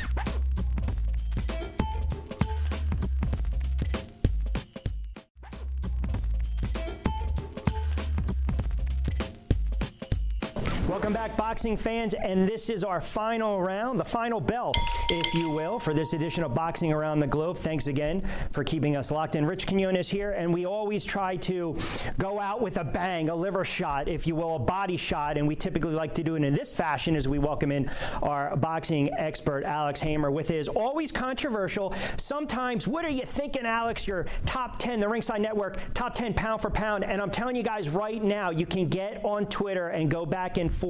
You can always follow us on social media at Ringside Network. So it's pretty easy. At RSN_TV to argue, to debate, and maybe for once agree with Alex in his top 10. Thanks, Rich. The top 10 is very, very unique this time because of the environment that we find ourselves in. But let me get started. My number 10, Gervonta Davis. Tank is going to fight Leo Santa Cruz soon, and he's going to prove that he belongs in the top 10. So number 10, I have Gervonta Davis. Number 9, Anthony Joshua from Europe. I know Anthony lost to Ruiz, but he came back and he knocked Ruiz out. So my number 9 is Anthony Joshua. Number 8, Leo Santa Cruz. Leo, like I just said, is coming to fight Gervonta Davis, and the winner of that fight may indeed knock out the loser out of the top 10. My number 7 is Manny Pacquiao. How can you leave Manny out? You know, I'm prejudiced because of the body of work, but you have to take it into consideration. You can't leave it out. My number 6 is Naoya Inoue from Japan. He's the bantamweight champion right now, multiple weight divisions, WBC, WBA. You can't leave him out. He travels and he can fight. Number 5, Deontay Wilder, okay? We know he lost to Tyson Fury, but you can't knock him out of the top 10 based on one fight. He should be in the top 10. Let's not forget, again, I hate to use the word, but body of work. He knocked out everybody you put in front of him, and now that he's lost one, you know, and tied one, of course, he should still remain in the top 10. My next fighter is Terrence Crawford. I gotta put Bud in because he's just great. Before he moved up to 147 to the welterweight, he was a junior welterweight, and if you recall, like I do, he held all 4 belts, the WBA, the WBC, the IBF, and the WBO belt at 140. Name somebody who can do that, can say, I have all 4 belts. Bud did it. He wiped out the junior welterweight division and then moved up to 147. Okay, my number 3 is Tyson Fury, okay? Tyson Fury moves up because he came to America and he saw and he conquered.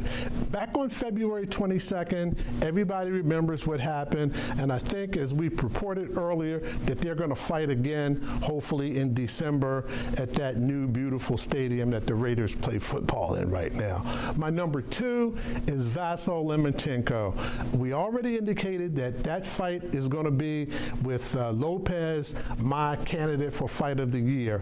So Vasyl Lomachenko I have as number 2. Now, drum roll, number 1, Canelo Alvarez. No, his lawyer didn't call me up and say, you better put him in there or he'll sue me like he's suing Oscar De La Hoya and Golden Boy and DAZN. But here's my pick for number 1. Canelo was a no-brainer to me. His last fight, Canelo went up from 160 pounds to 175 pounds, all the way up to light heavyweight division, and knocked out Sergey Kovalev, the hard-hitting Russian, which placed him pound for pound as my number 1 boxer for this segment. Okay, Rich? Well, I mean, I don't know if I'm okay with this. I mean, there's always something in there where we can go back and forth and dispute. I mean, look, if Earl Spence doesn't have his accident, you have Garcias out there, multiple Garcias out there, and Danny and Mikey. You know, Pacquiao, maybe it's a little sentiment, but I like the fact that you said the body of work. You know, heavyweights, we're starting to see them climb up a little bit, and the Gypsy King, I like his placement. Canelo, let's see what transpires down the road with Canelo and how these fights are going to shape out. I think that's an excellent point, you know, Rich. I love Errol Spence, you know, but for that accident, he would have been in my top 10 because he probably would have had a couple more fights. I love Mikey Garcia. Mikey is fearless. He'll fight anyone. So after a couple of fights, we'll see how the top 10 shakes out again, but this is how we have it for now. And that's the operative word, for now, because we started the show as we start to come full circle with the pandemic, and I know we're still dealing with it, but it's great to be back talking boxing with you, Alex. Excellent job with the Ringside Network Top 10, the pound for pound, and of course, don't forget, you can always follow us on social media. You can tweet at us. We'll post everything out there at RSN_TV, and if you're just new to the program, again, this is Boxing Around the Globe, your exclusivity, if you will, when it comes to the world of boxing 24/7. We break down the fights. We have analysts, experts, top 10 list that you guys, we call it bar talk. You guys can argue when you're out and about with your friends watching some of these fights on our network, by the way. Classic fights, if you will. Black and white fights when boxing was really in its heyday. I mean, just stick a little transistor radio next to me the next time we can listen to some of these old school fights. And we always try to give you a little bit of an edge with some passion, some entertainment, some insight and knowledge. And that's why you have to keep it locked into the Ringside Network TV and, of course, Boxing Around the Globe. For Charisma McElwain, for Alex Hamer, I'm Rich Quinones. We appreciate you guys joining us for this edition of Boxing Around the Globe. And as always, we'll see you next time ringside.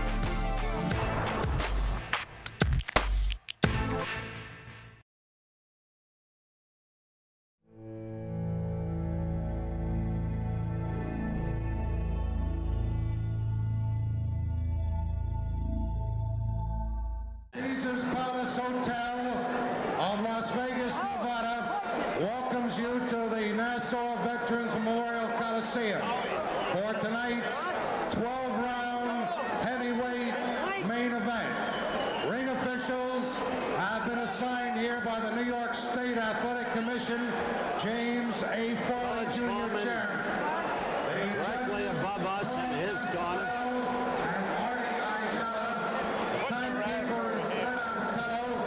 Okay, he's announcing the referee and the judges. The judges are Artie Idala and Tony Castellano, both respected men with long boxing pasts as officials. The referee,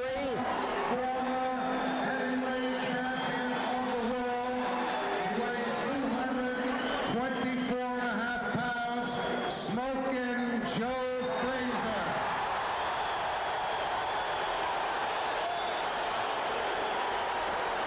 I'd say there are about 16,000 people here, all of them cheering for Joe Frazier. Former heavyweight champion of the world, 224.5 pounds, George Foreman.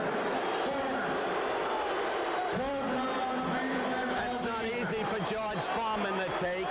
He remembers the way it was on an October day in 1968 in the wake of the Tommy Smith and John Carlos Black Power protests during the 19th Olympiad in Mexico City. He remembers how it was. Now watch this. When I tell you to break, I want you to step back. George Foreman, who was once a sparring partner for the late Charles Sonny Liston, using the baleful stare approach. Look at that. The same way Liston did. It's unaccountable. It happened. I don't think it'll have any effect on Joe Frazier. All right. The referee is Harold Vallon. I'll tell you more about Harold Vallon later. But he refereed the Ellis-Patterson fight in Stockholm in 1968. And he was a controversy by himself. Round one, action underway. Now will Joe stay away from it? Can Joe change his style? Joe will bob and weave as he always does. You can be sure of that. The left hook, missing. Foreman remembering the way it was first time around. Joe bobbing.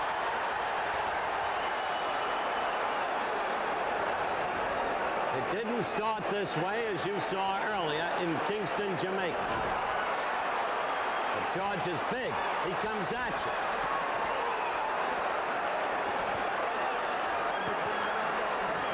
Foreman is throwing leather. He's got Frazier against the ropes. And Foreman is punching crisply. They're not those long looping punches. Foreman has confidence against Joe Frazier.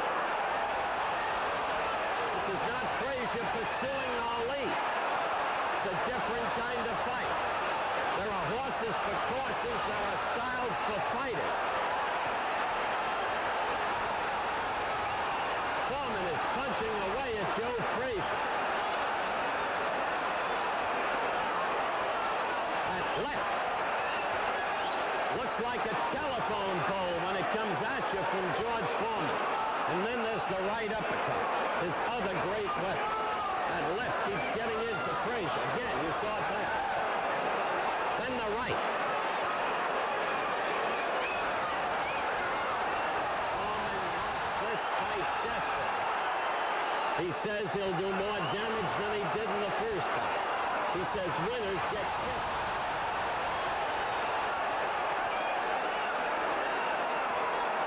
About the way people have treated him. I repeat that. It's critical to George Foreman. Foreman the red trunks, Frazier the white. Frazier looking so small against the hugeness of Foreman. But it's first round action. And in the first time around, Frazier went down 3 times. Frazier dancing, bobbing, weaving, challenging Foreman.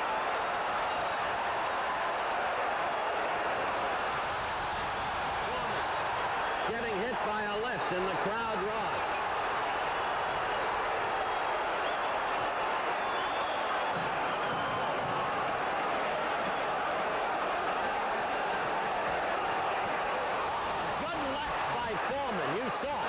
left. The end of round one. Now the crowd is alive. Now they're saying two men going at it. Each a heavyweight champion of the world.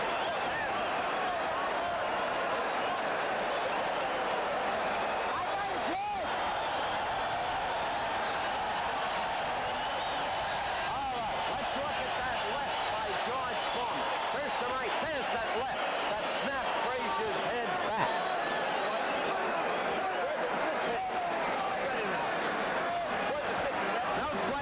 No question, the first round belonged to George Foreman. But no question, Frazier is moving, slipping, trying to, as much as he can. Stay away. Tire Foreman out. Foreman sits in his corner, listening to Charlie Shites, working the corner. Howard Albert, Gil Clancy's longtime managerial mate of Emil Griffith, also in Foreman's corner. Round two.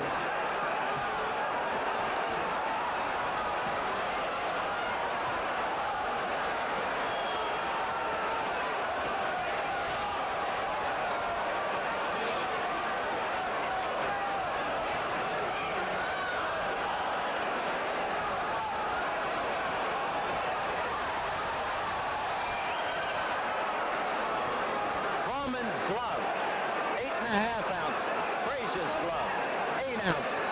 A hassle over the weights. Commissioner James Farley Jr. said, I don't care. Foreman punching straight. No longer those long punches. Punching straight, crisply.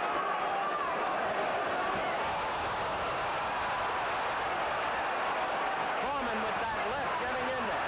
Utterly confident. Frazier with a good answering left hook. Probably his best punch so far. Foreman getting the right in there. Frazier against the ropes. This is not a rope-a-dope situation. Foreman missed with a good left hook. Foreman steadily the aggressor. Frazier still on the ropes. Now Hoffman back against.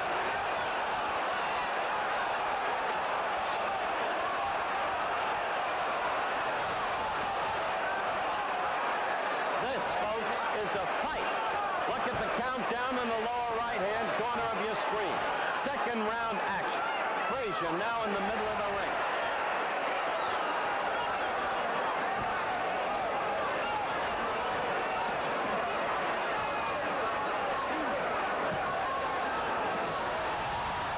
Crowd yelled, but that left hook did not connect.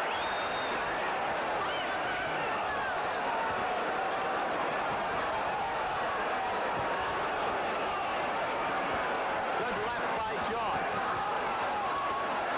This is the crispest punching we've seen from Foreman since before the Ali fight. Frazier with a left hook.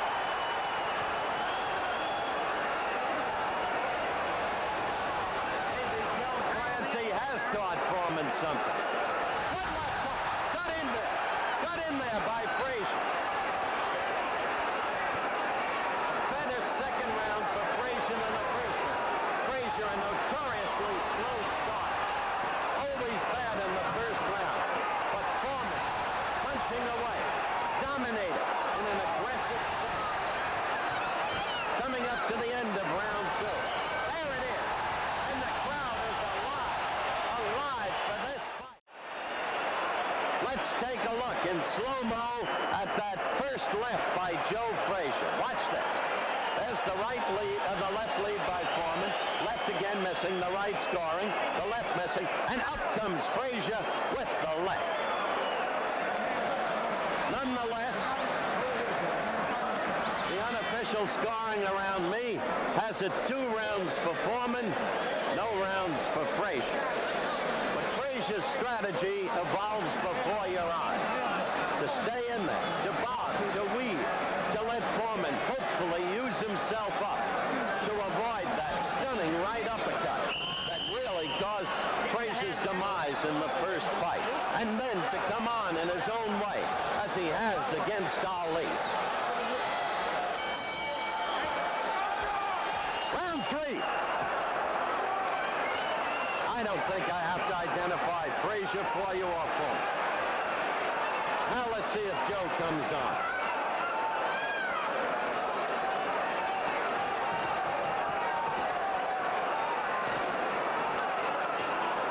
Foreman missing with that left. Joe in the middle of the ring this time. He worked the ropes a lot in round 2. Foreman missing with his right. Joe working more aggressively in this round. Note that immediately. Foreman pushing him off. They had a hassle about that before the fight, too. In the first fight, no question, George manhandled Joe. Good right lead by Foreman. Another good right. Oh, Frazier hurt. Frazier hurt by a right lead and then a left.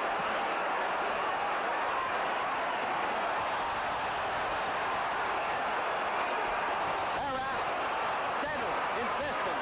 This is a fan's fight.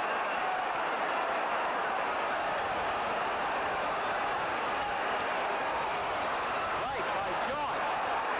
George has hurt Joe Frazier in this round. Joe fighting back. Foreman accused Joe of quitting in the first fight. Frazier never quit in his life. Frazier coming back at George.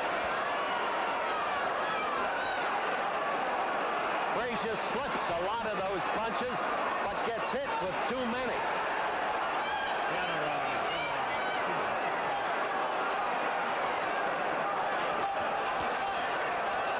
George has not taken a backward step. Round 3. Action, action, action.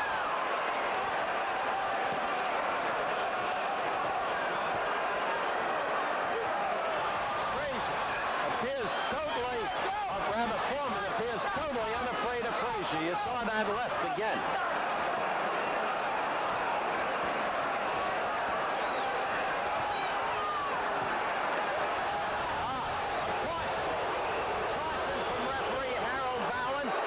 Foreman did pull Frazier with his left hand behind the neck, manhandled him.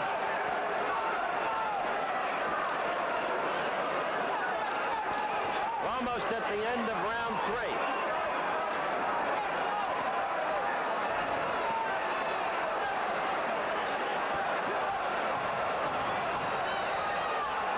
George Foreman's round again. He hurt Joe Frazier in this round. That's the end of the round. Little bit of blood from the right nostril of Joe Frazier. Now let's take a look at that right and the left by George Foreman. Watch it. There's the right. There's the right. And there's the left. And that's when Frazier was hurt in the 3rd round, but no knockdowns thus far in the fight. Harold Vallon, the referee, Artie Idell, and Tony Castellano, the judges. The fight's gone on a round system, New York rule. 3 knockdowns in a round will end the fight automatically. We had that twice in Kingston, Jamaica. We have not, repeat, had a knockdown yet. Foreman right above us, calm, poised, confident. George Foreman tonight. Gil Clancy is screaming over here. It's all George Foreman tonight. All George Foreman. We'll see. Round 4. When you've got a tiger like Frazier, you don't ever give up on him.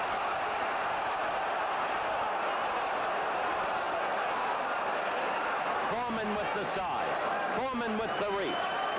And to me, the most revealing thing about Foreman thus far remains to be seen if he'll tire, as he has in the past, has been the direct crispness of his punches.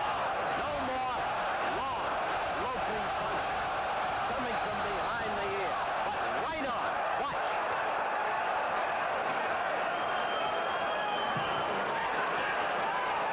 Oh, a foot right, following the left.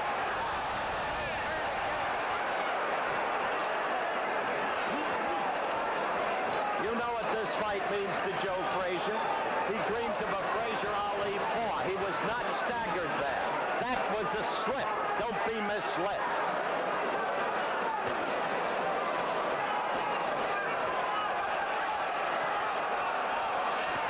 How to get inside that jab.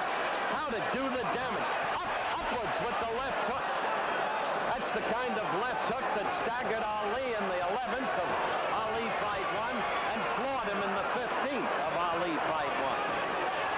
Good left hook there by Joe. So he's had two good left hooks in this recent series of exchanges. Two quick lefts by Joe. Suddenly getting into form. That one missed.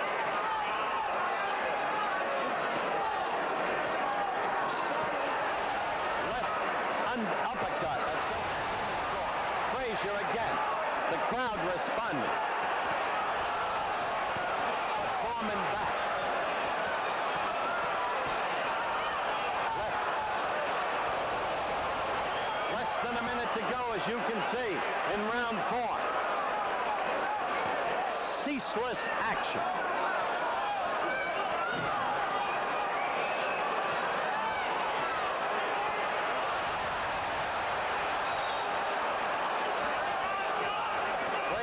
Pushing off to get punching room.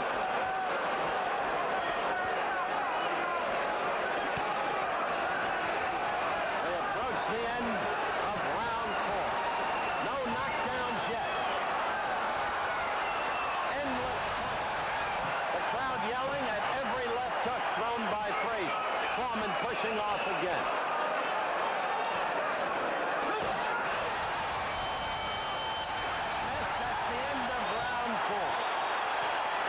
Frazier's best round of the fight. Now let's go back in slow motion. Watch this right by George Foreman. There it is. Snap the head back. Then watch a left by Joe Frazier. There it is. Got in there. Frazier's best round thus far. Round 4.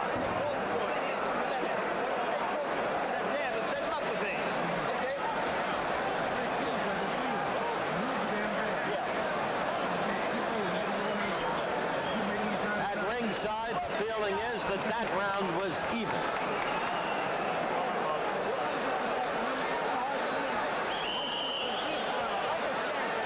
Snap that jab. Don't push it. Snap it.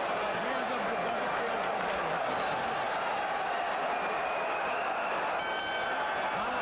Okay. Round 5.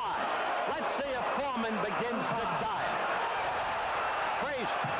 Remember how Frazier came on in Manila, beginning with round 5 against Ali? Now he's survived 4 against the bigger, apparently stronger man, although each weighs 224.5.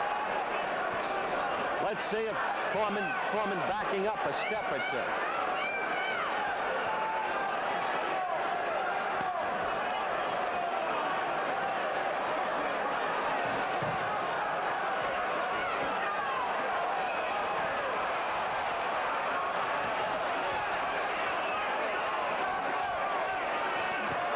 Still punching well. You saw that left snap Frazier's head.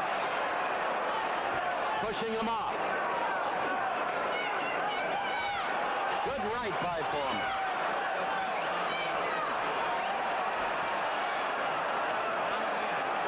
This is not the fellow who staggered about the ring against Ron Lyle. No way. Not up to this point.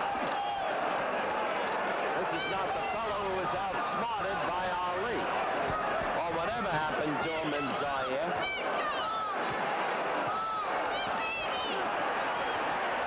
Frazier trying to fight back. Foreman dominating. Round 5. Foreman got in good coming. And again, you saw it there. Frazier's hurt. Frazier's hurt again. One right hurt Frazier. Frazier is down. Frazier is down from the right. Mandatory 8 count.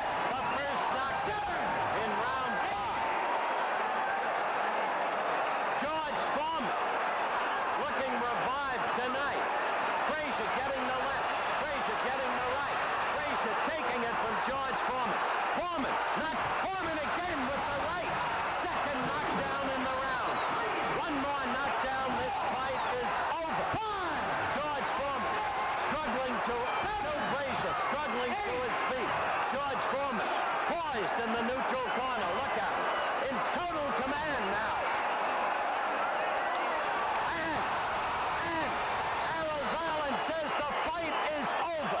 George Foreman wins in the 5th round by a technical knockout and dreams a whole new dream. Another match against Muhammad Ali. Too big, too strong, in perfect shape. The punches straight and crisp from the very beginning. No sign of fatigue. Frazier as game as ever, but now inevitably the boxing career over for Joe Frazier. A fight of unceasing action, of relentless punching by George Foreman, and of indomitable courage by George Frazier.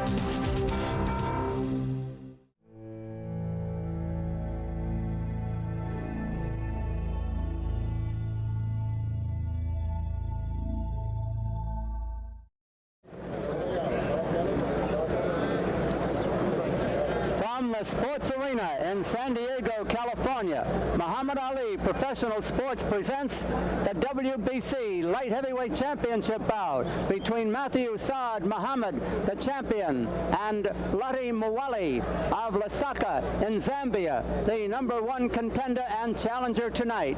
Good evening, everyone. I'm Don Dunphy speaking to you from ringside. With me, of course, is the former welterweight champion of the world, Carlos Palomino. That's right, and I think we're going to have a great fight tonight. Saad Muhammad is one of the best punchers that I've seen in that division, and he's going against the #1 contender, so I think it's going to be one very good fight. And also working with us, the very sportsmanlike and very beautiful Jane Kennedy. Jane? Hi, how you doing? You know, I was noticing, and they might be able to pick it up when they look at the monitors and look at the pictures that we have here. The crowd has not really started to come in yet, but I expect this place will be jam-packed before, say, a half an hour is up, a good half an hour. And also, we're going to have a lot of celebrity fighters that are going to be in the audience, a lot of fighters that the people will pick up on, and we'll be trying to show you them later on. They'll be intermixed throughout the crowd. Wonderful. Incidentally, while we have a moment and we're waiting for the contenders in the main event to put in an appearance, I'd like to bring you up to date on the scoring of the bout tonight. This bout will, while it's in California, the championship bout will be fought under the rules of the World Boxing Council, the WBC, and the scoring will be the 10-point must. 10 points to the winner of a round, 9 or less to the loser, and by 2 judges and the referee. There will be a mandatory 8 count. However, there will not be a 3 knockdown rule. That is up to the judgment of the referee. A man can be knocked down 3, 4, 5, or only once, and the referee has the authority to decide whether or not that man is fit to continue. And also, a man cannot be saved by the ringing of the bell except in the last round. Matthew Saad still has his bathrobe on. Mwali's out there ready instructions this afternoon, and we're not going to go through it. If you score a knockdown, you must go to the farthest neutral corner, stay there until I tell you to come out.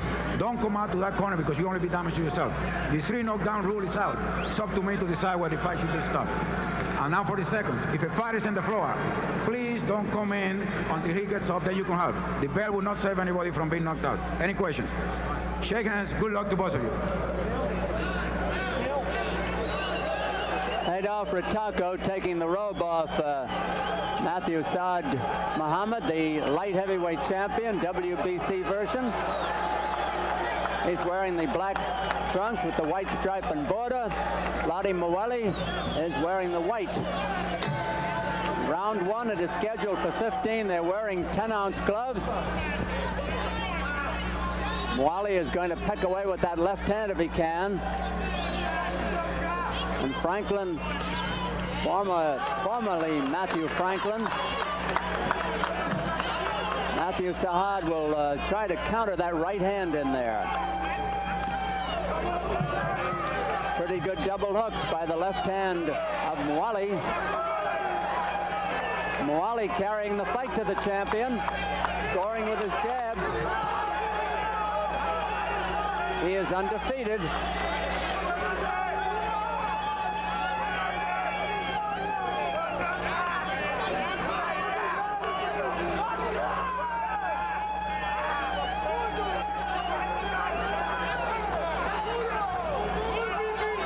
Champion hasn't gotten his rhythm yet. The challenger has gotten off good with 2 minutes left in round one.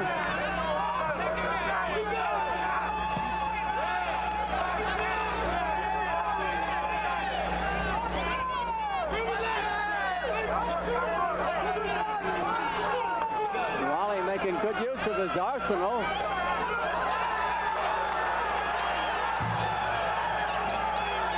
Many Zambians here, but they're making a lot of noise.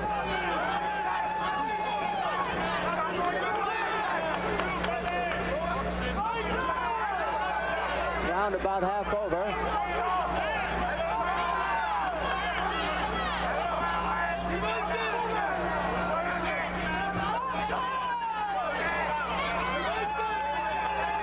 So far, it's been a good round for the challenger.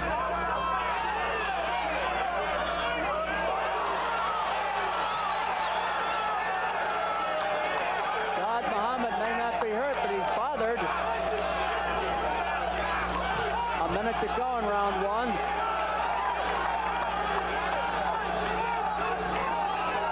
Wally is undefeated in 21 bouts.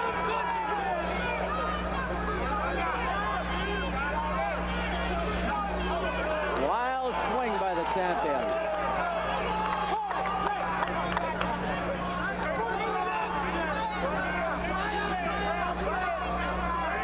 About half a minute to go. Muhammad trying to set up the challenger who moves. He's got good mobility, hasn't he, Carlos? Yes, he does. It's very surprising. He's been using a very good left hand and throwing his combinations behind his jab and moving well. Only seconds to go in round one. Champion very wild and maybe over anxious. And he may have hurt the challenger with that left hook. There's the bell. Best punch of the round was scored at the end, Jane.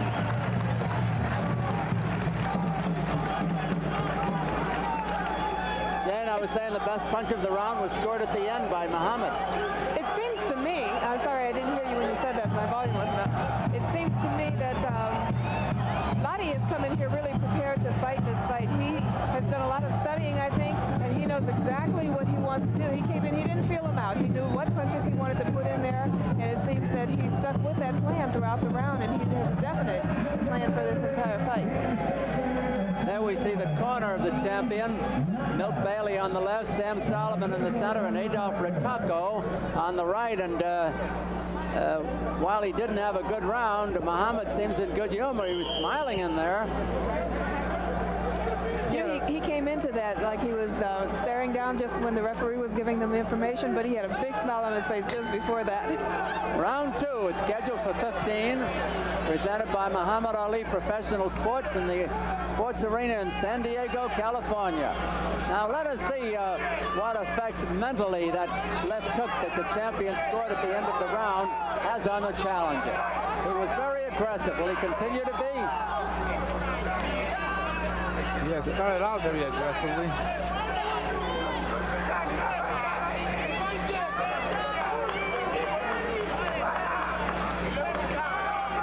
Those jabs are short.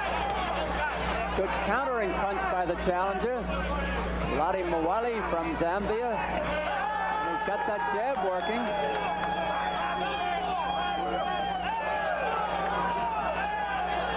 Mwali is keeping the champion off balance.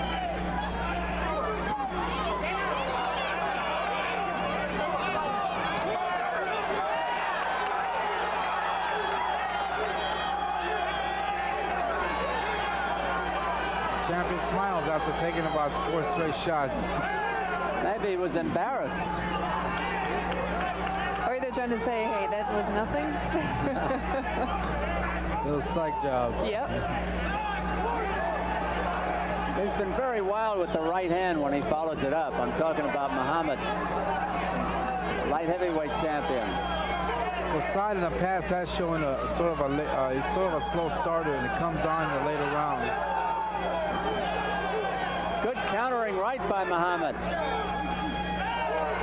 He's in the black trunks. Muwali's in the white. Muwali had a good first round. He's having a good second round. But it's a 15-round bout. Saad Muhammad seems to be relying on his right hand, which has not been landing. Lottie has just lost his mouthpiece.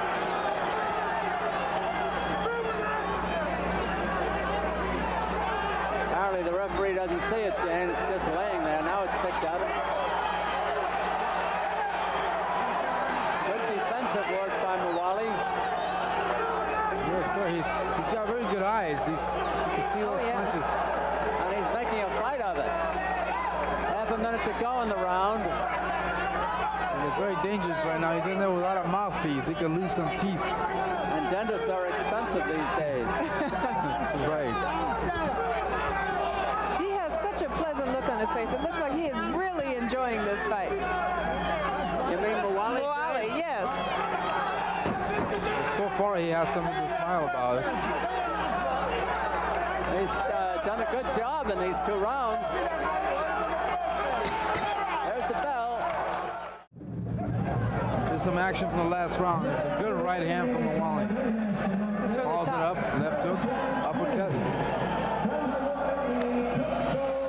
He's throwing his punches in bunches, which is what you have to do against someone like Saad Muhammad. He's very strong and he keeps coming at you. And most of his punches are connecting. There's been very few that missed. You know, Jane and Carlos, an interesting thing about Muwali, he was on 2 Olympic teams. The Zambian teams in 1972 at Munich and the team at 1976 in Montreal, and he didn't fight once. At Munich, he turned up overweight, and he was getting ready to fight in Montreal when the whole African delegation walked out. That's right, they did. Round 3. He's got himself a fight tonight. Indeed, yes. Matthew Saad Muhammad, the WBC light heavyweight champion, defending in the black trunks with the white stripe and border. Lottie Muwala from Zambia in the white stripes.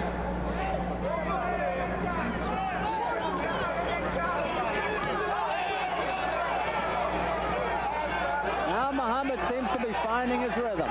He's scoring.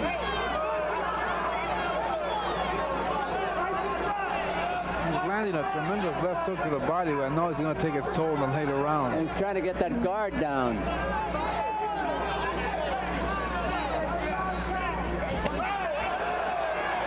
Good right hand by the champion. Muwali moves that head pretty well and for a defensive move.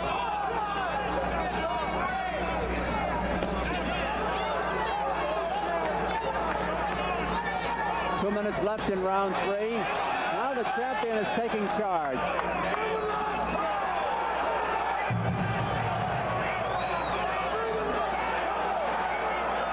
Muhammad is coming to life. But Muwali's fighting back. Can't leave yourself open like that. Good countering left hook by the challenger.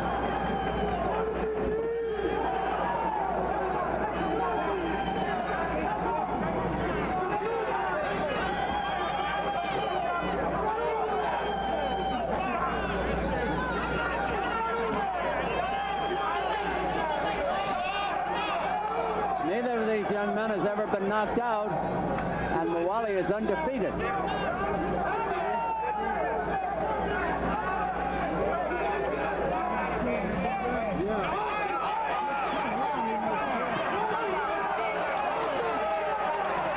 Good countering rally by the challenger after Muhammad had scored.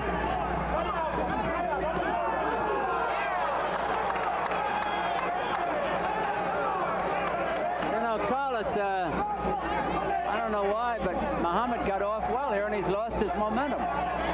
Yes, he had. Nawali just started coming back, landed some good punches, and he lost that momentum. Took some good shots to the head. Time running out in the round in the lower. That one got him in trouble.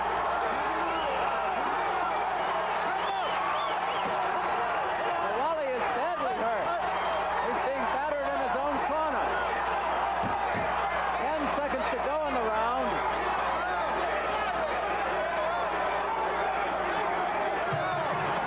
Time running out. There's the bell. And he gave him an extra one.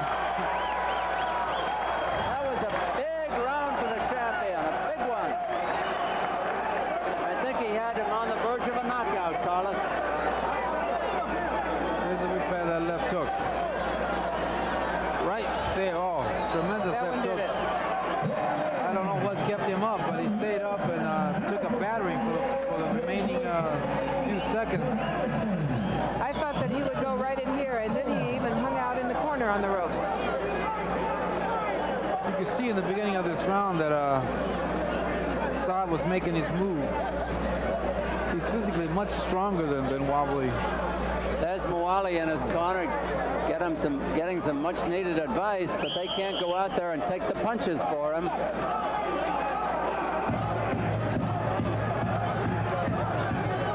Coming up to round 4 for the WBC Light Heavyweight Championship. Saad Muhammad of Philadelphia, the champion in the black trunks. Lottie Mawali, who has never lost a fight in 21 outings, is in the white trunks. He's the challenger from Zambia. And took an awful battering in the last minute of round 3. He seems to be starting this round out more defensively than he started the other rounds also. Well, I think he's a bit worried, Jane. It's a little gun shy after that left hook he took the last round.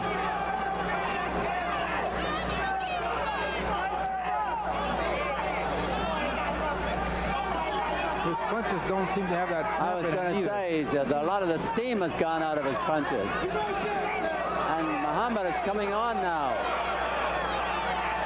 At the moment, it's a question of how far it will go. Oh, that right hand. 2 minutes left in the round. Back in his own corner with his back to the ropes is Mawali. This time he fights his way out. Muhammad is mixing his punches well, head and body. But he's still wild with that right hand, over anxious.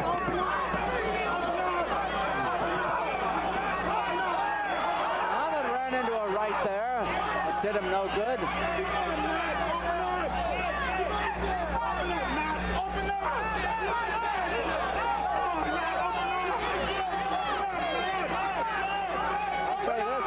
Carlos and Jan, Mawali's making a game effort.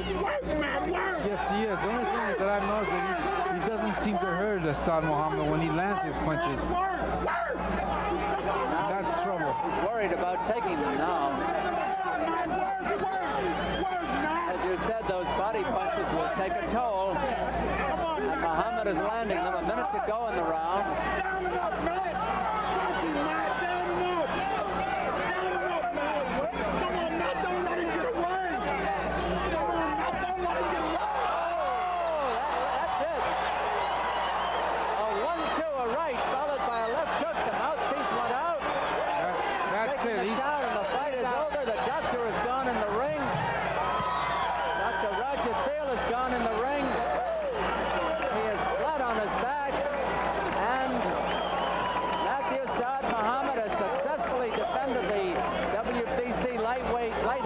Title for the 5th time.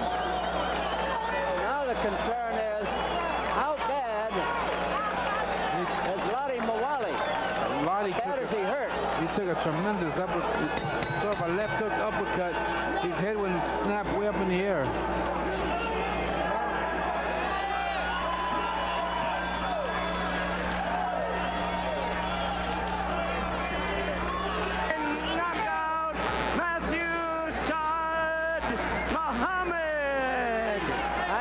The time. Did you, Carlos? I couldn't hear the time either. There's so much noise. But Muwali is up now, being taken to his corner. Seems to be Dr. all right. Roger. And here's the action. There's a jab, a right hand that set up that uppercut, left hook. Came straight up the middle. That's it right there. See how far the head goes back. That's a bad knockout because his legs were under him and went straight back. But he seems to be okay, and that's as clean. Muhammad with the championship belt. It's his for a while. He's won 15 in a row since he was defeated by Eddie Gregory, now Mustafa Muhammad. And they will fight in February, I understand, and there will be just one light heavyweight champion after that. that's right. That's the big showdown. The two light heavyweight champions. The shootout. The shootout, that's right. At the OK Corral. Well, that's going to be a big night for boxing. We'll tell you more about that later. By the way, Muwali seems to be doing all right. He's on his feet. He's talking around. And we were all glad to see that because you don't want to see anybody get hurt. Well, that was a clean knockdown, and he really went down. But I guess it was just a question of time.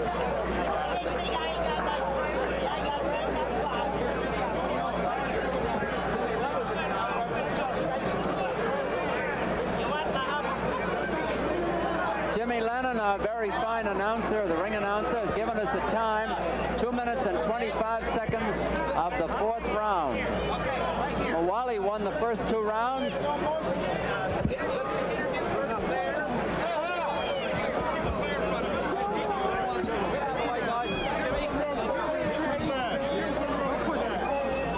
No, take it easy, guys. All right, we'll all calm down. Okay. Well, champ, your first couple of rounds looked a bit rough, and then you came up with a perfect knockout. Tell us about it. Well, he's a very good, outstanding boxer. Lati Muwali is a good, very good counterpuncher. I'll tell you, England has them. Yeah, it has very good boxers, you know. But as always, I'm always in condition. I told you that I will be in the best of condition for this fight.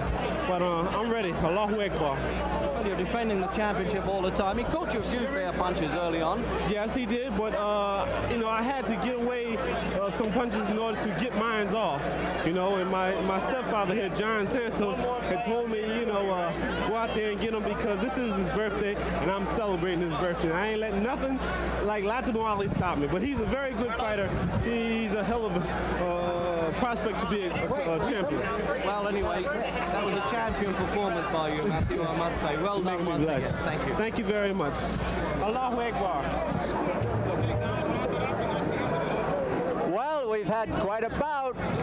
Lati Muwali, formerly undefeated from Luzaki Azambi, 172 and a half, endeavored to take the WBC light heavyweight title from Matthew Saad Muhammad of Philadelphia, 175, and he did very well, winning the first 2 rounds, but Muhammad came on in the 3rd round at the bell. He gave him a beating, and then in the 4th round, as you saw, he knocked him out. This is Don Dunphy along with Carlos Palomino and Jane Kennedy speaking for Muhammad Ali Professional Sports from the Sports Arena in San Diego, California.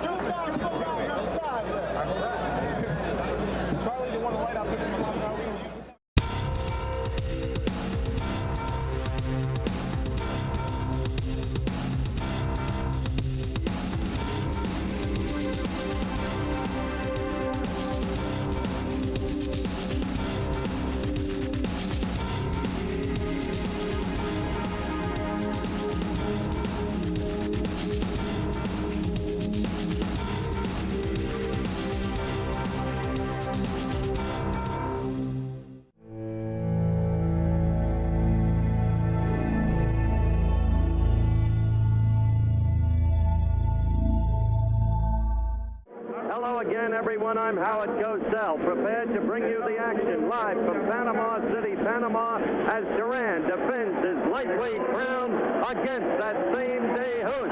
And the crowd is going crazy. For the rest of today's show, let's join my colleague, Bill Fleming in Sweden. This is Howard Cosell again at Ringside in Panama City, Panama, in one of the wildest and potentially most unruly scenes I've ever witnessed. Roberto Duran is in his corner, the defending lightweight champion. Esteban DeJesus is in his corner, the challenger. And Duran came out and motioned and gesticulated at DeJesus in an apparent attempt to steam him up and perhaps psychologically undo him. Duran at 134.5. DeJesus at 134.25. Each man only 22 years old, each a skilled fighter. This promises to be a great scrap, and the scene set doubles the intensity of it. These Panamanians out in port, over 15,300 people in a steaming heat, a steam bath really, 95 degrees. Howard Cosell reporting live from Panama City, Panama. We cut in because we're about to start the lightweight title fight. Duran against DeJesus. Duran, the defending champion. The winner of the ski jump was Aschenbach of East Germany. You're listening to the ring announcer in one of the most frenzied and potentially unruly scenes I have ever witnessed. Here, there's the introduction of DeJesus. Fight is being fought in an arena called Gimnasio Nuevo Panama. And there are 15,300 people or thereabouts in this steam bath, temperature in the mid-90s. And now the national hero about to be introduced, one of a long line of fine Panamanian athletes, Roberto Duran. Duran, who weighed in this morning at 134.5. Notice his gesture towards DeJesus. He's been taunting him ever since I arrived in this country, taunting him not in the playful manner of an Ali, but rather in the grim manner of a champion determined to reverse the only defeat he ever suffered. Duran's record is 41-1. DeJesus' record, as you scan this massive crowd, certainly a massive crowd for this small country, and incidentally the telecast is being seen in Panama, so it's like a ghost city out in the hot, humid streets today. Everybody wanting to watch Roberto do his thing.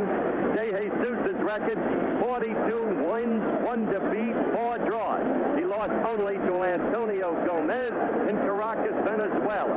By now, after the panning of our cameras, you have gathered an intimate view of the size of the crowd that is here today. A crowd that includes Ismael Laguna, a past world lightweight champion from Panama, and Manny Akazi, one of a great series of jockeys who have come to America from Panama.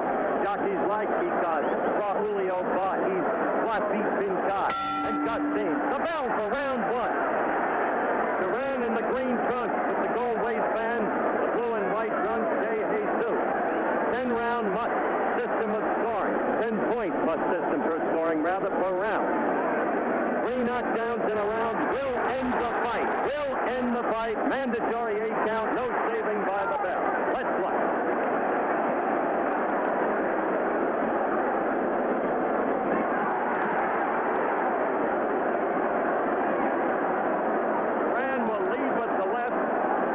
Better punch is the right. Both men, though, are bangers. DeJesus is good with both the left and the right. Style, liken Duran, if you will, to a lightweight Rocky Marciano, a mauler, a brawler, usually always coming at you. Wow, put in your mind for DeJesus, the likes of Sugar Ramos.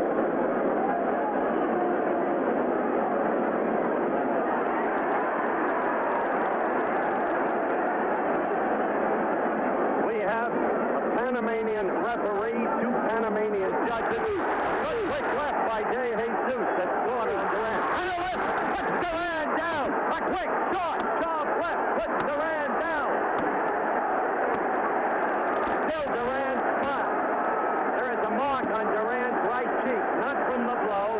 It is the remnants of an accidental burn suffered a month ago. Action in the first round, a knockdown in the first round. on a quick, short, sharp left by De Jesus. Jesus getting in a good combination. Jesus with a good lead right. De Jesus is fighting himself a fine first round.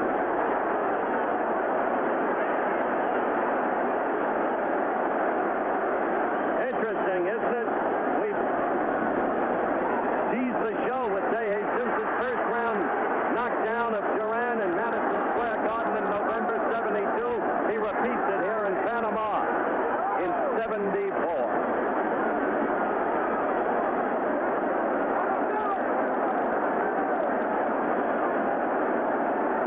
We have 35 seconds left in the first round, where there's been good, brisk action and one knockdown.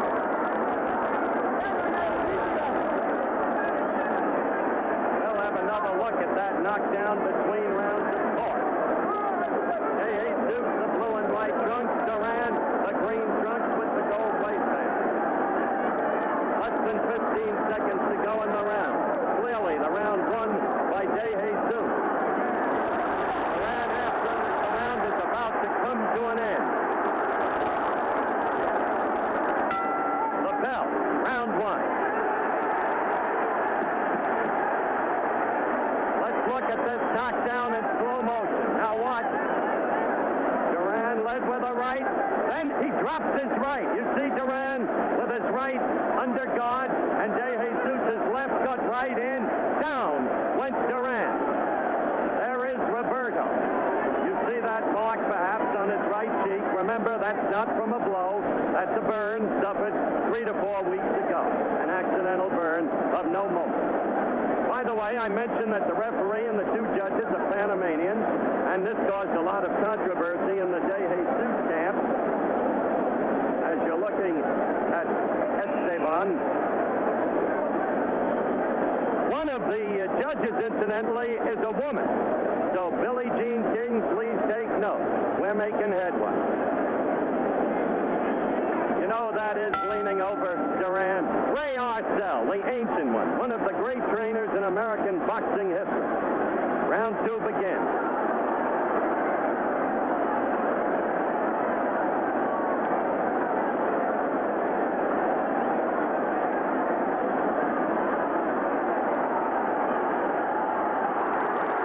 Duran scored with a good quick left jab.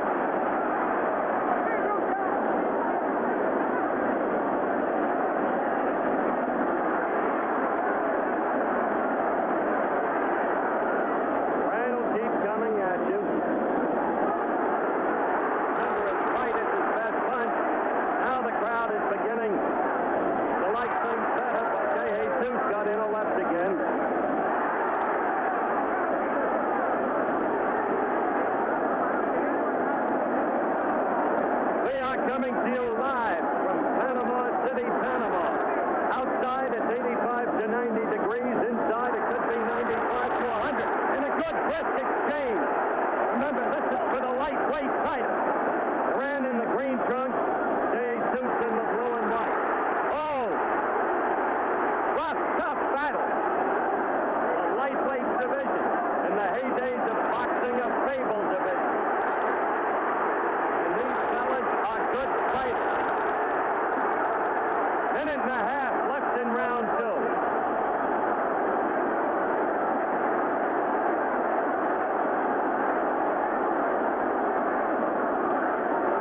It's nostalgic to see a pair of good, young, lightweight fighters. One looks back to the likes of Benny Leonard, Sammy Mandel, Al Singer, Bonnie Ross, Tony Canzoneri. How good are these kids? Only time will tell, but one's good enough to hold the title already, and the other is good enough to have beaten the title holder already in an untitled fight. A little less than a minute left in round two.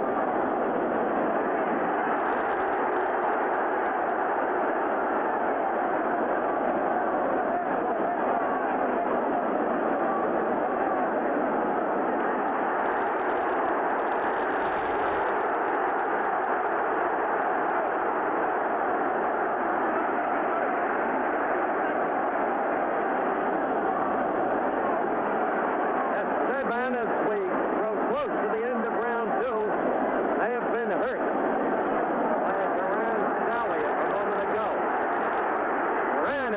fighting strongly in this round.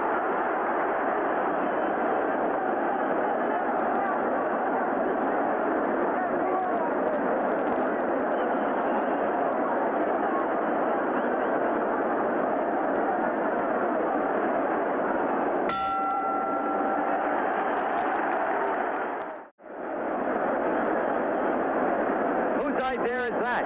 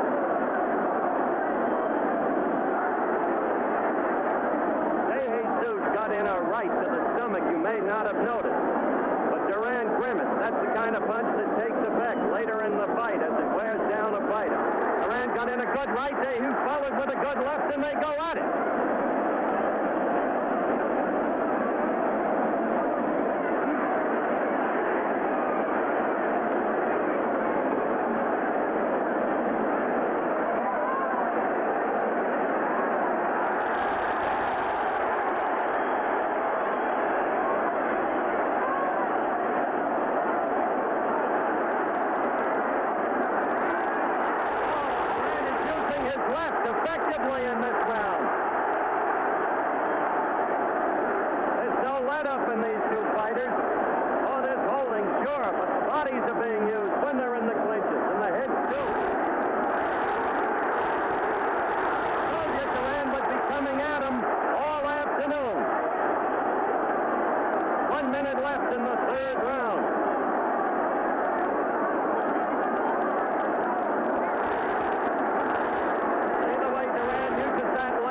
When they're in the clinch, Jesus' head against Duran's chin, and Duran gets the left up there again in the break.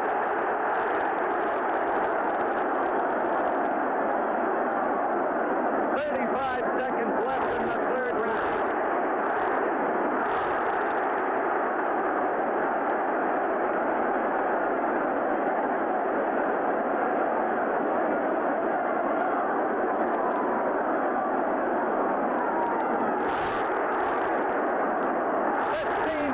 Left as they keep pummeling each other. Duran the aggressive. Duran throwing again with the left.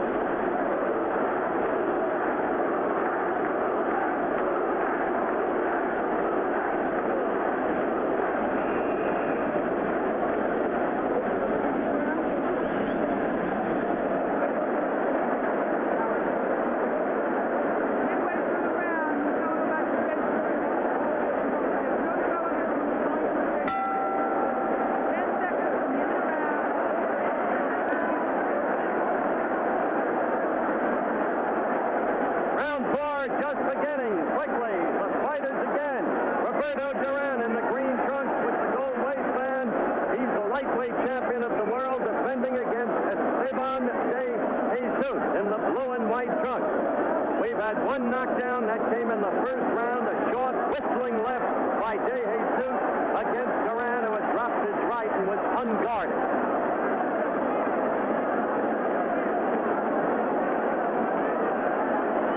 This has been an action fight from the beginning.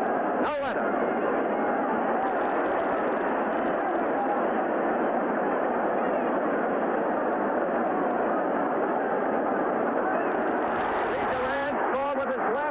That sprung de Jesus into retaliatory action, but not effective.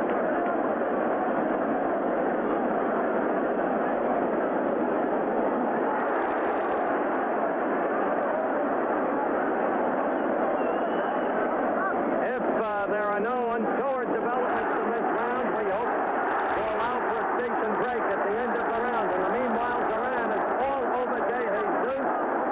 He is the clear aggressor. The first round knockdown. What he must do is be careful. He has a tendency to drop those.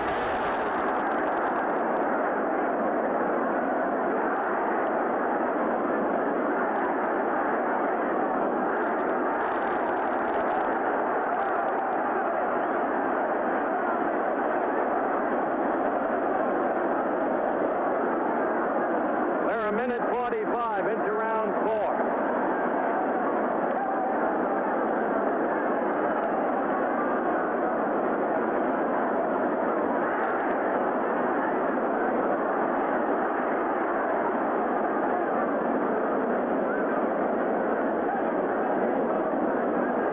Well, this is the first sign of let-up in the fight, this fourth round, and why not, the way they've been going at it.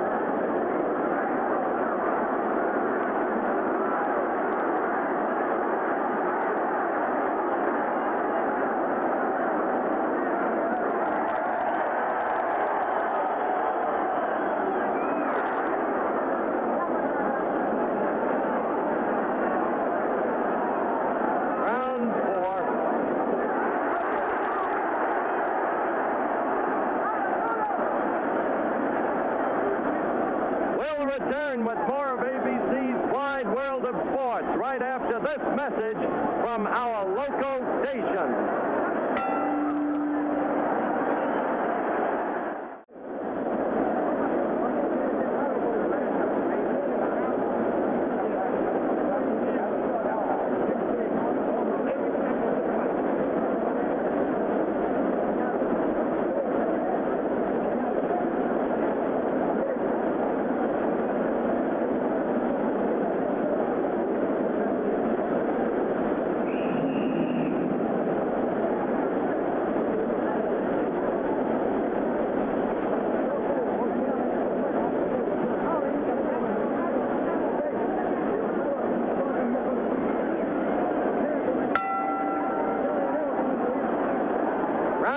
Underway again, identifying the fighters because of a general lack of familiarity, perhaps in a mass communication sense, over lightweight fighters. In the blue and white trunks, Esteban de Jesus, and in the green trunks, the defending lightweight champion Roberto Duran. Little signs of let up on the part of both fighters in the fourth round, but Duran is known for his stamina. Scheduled 15 rounds.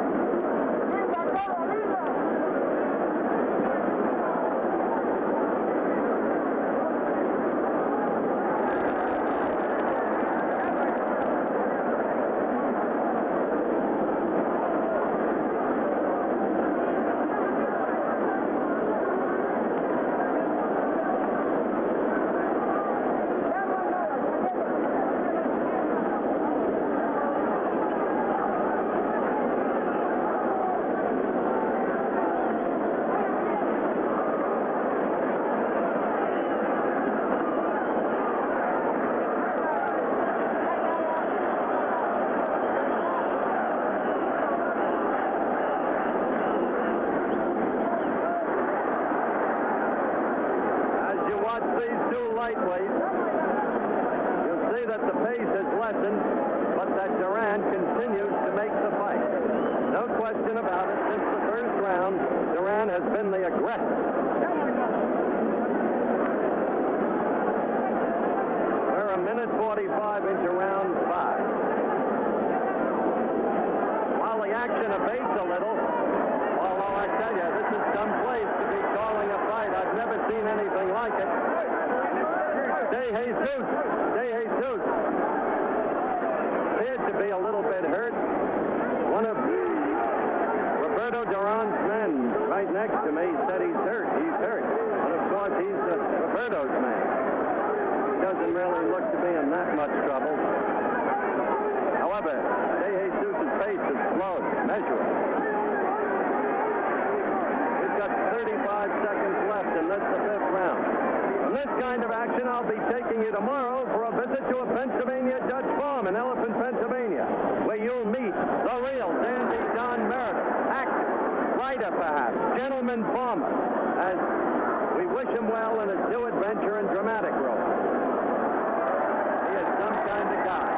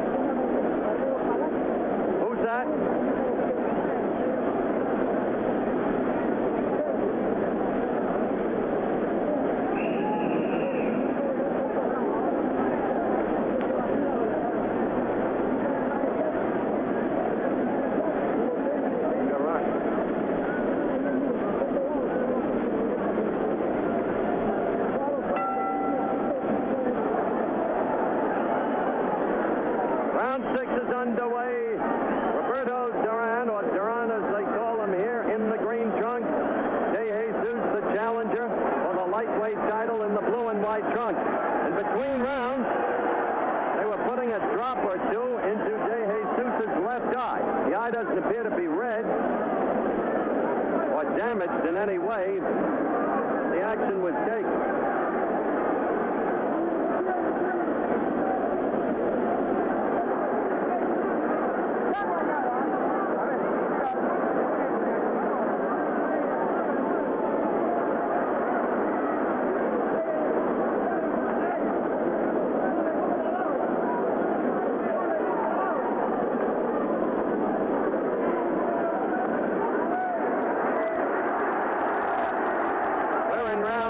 And De Jesus came to life with a quick combination to the midsection and then a right to the left cheek of Duran.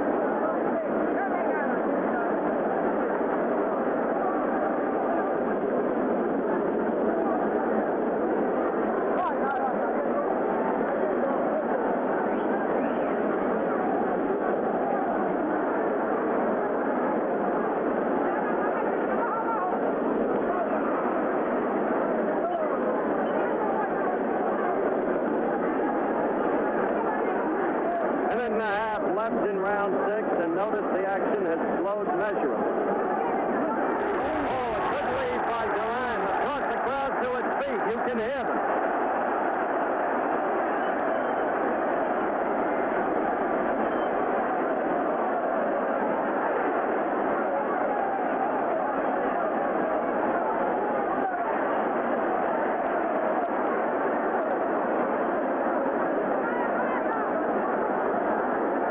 Looks to you perhaps to be a smile on Duran's face, as you just saw. The display of teeth was not, in fact, a kind of gritty grimace.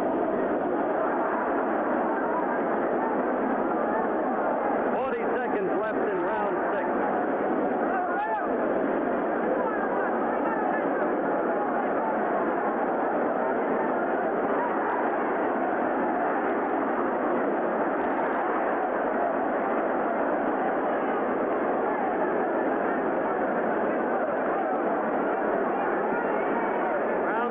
drawing to an end.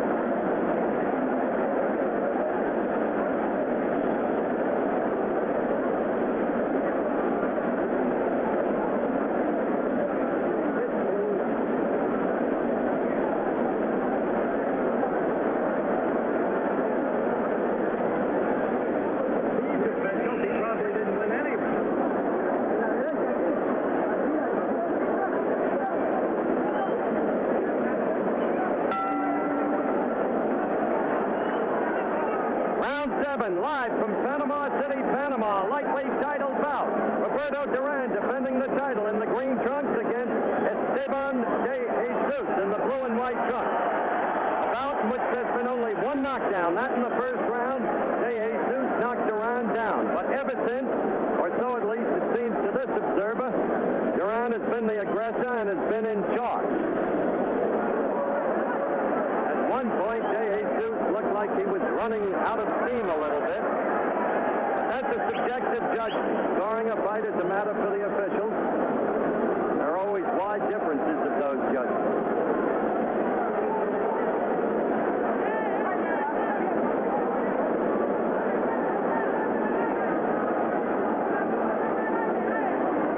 On the right side of your screen now with his back toward you, Roberto Duran, the title holder. Now on the right side of your screen, Esteban de Jesus.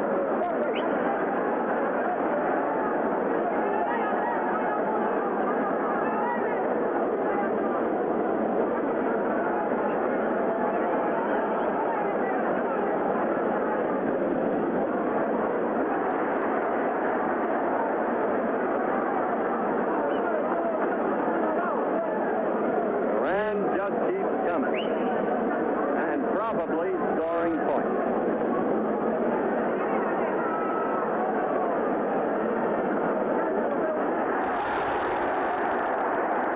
Slight slip by De Jesus and taken advantage of by a Duran right.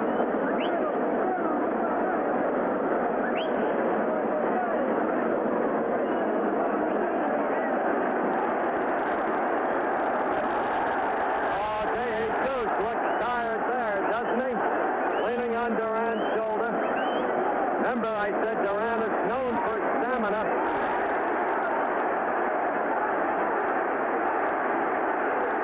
Oh, he's tired. He is really worn down. He's just shaking his head toward his corner. Duran is directly above it as the mandatory 8-count takes place. A Duran right put him down. You could see the fatigue settling in advance of the blow.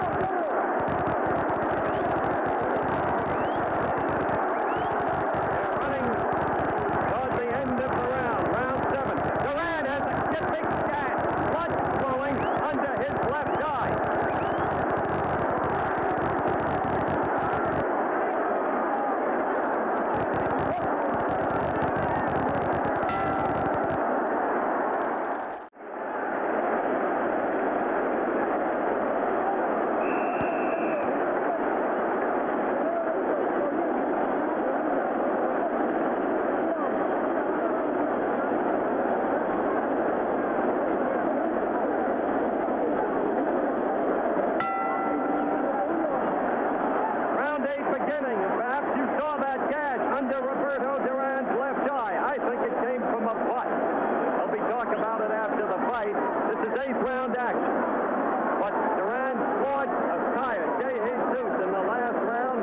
Duran has been dominant ever since the first round, or so it seems to me. but it's been some fight, some action. Occasional lapses, but they're human.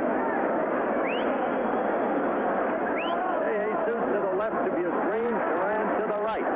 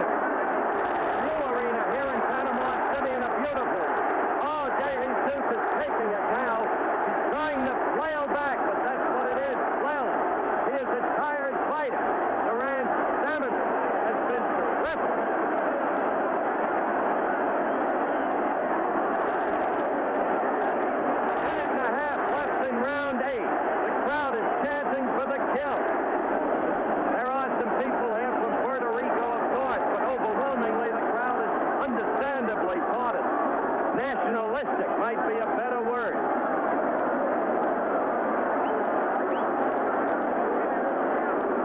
All right, Duran is to the left of your screen. He is the lightweight champion. Esteban de Jesus is to the right of your screen in the blue and white trunks. I regret this need constantly to identify, but because of the general lack of familiarity of the mass public with the lightweight fighters from other countries, it is, in our opinion, necessary to do so.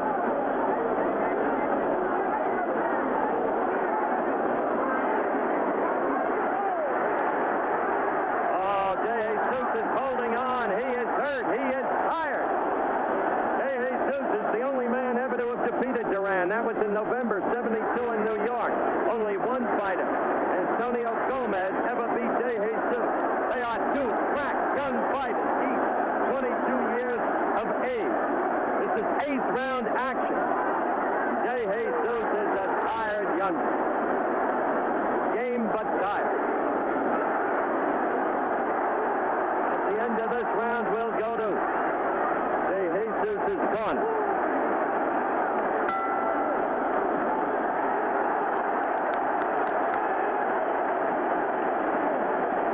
You're looking now at Esteban de Jesus, 22 years old. As Gregorio Benitez, his manager and trainer, stands over. De Jesus, who has won 42 fights, lost only one to that Gomez fellow I mentioned earlier in Caracas, Venezuela. He's had 4 draws. He has fought Duran twice, this being the second time, and in each fight has knocked Duran down in the first round. But after that brisk, successful first round by Esteban, he's been, it seems to me, on the defensive ever since. And Duran, of course, himself knocked down De Jesus in the 7th round. There is Roberto, and there's a marked difference now in the physical demeanor of the two men. I mentioned that gritty grimace of Duran's earlier. That is not really a grin. That's occasioned in part by a special mouthpiece because Duran has a sinus condition. De Jesus was a little slow in getting up. No quitting Esteban, but there's no question he's tired. Duran goes right to work. De Jesus tries to come back, but the punches aren't crisp as they were in the early going. Not by De Jesus.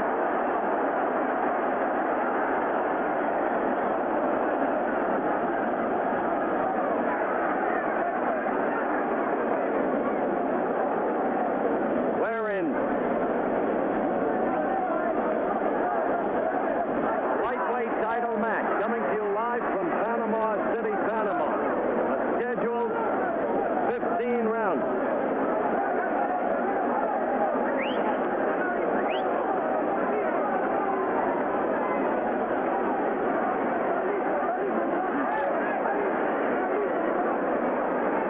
Minutes left in round 9.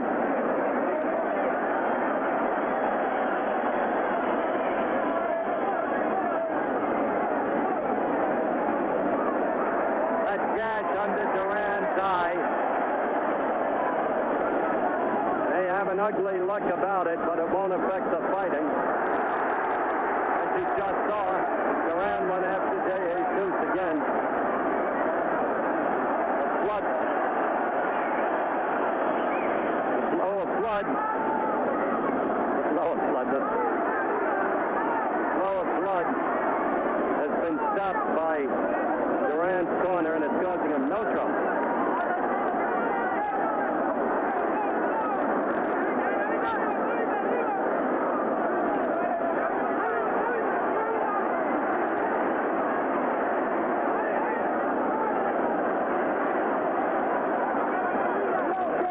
Determined fighter, that's Duran.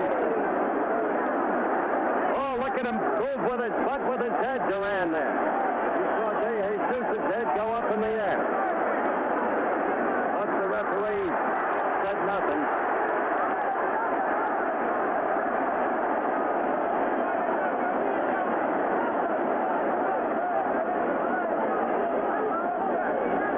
Seconds left in the ninth round.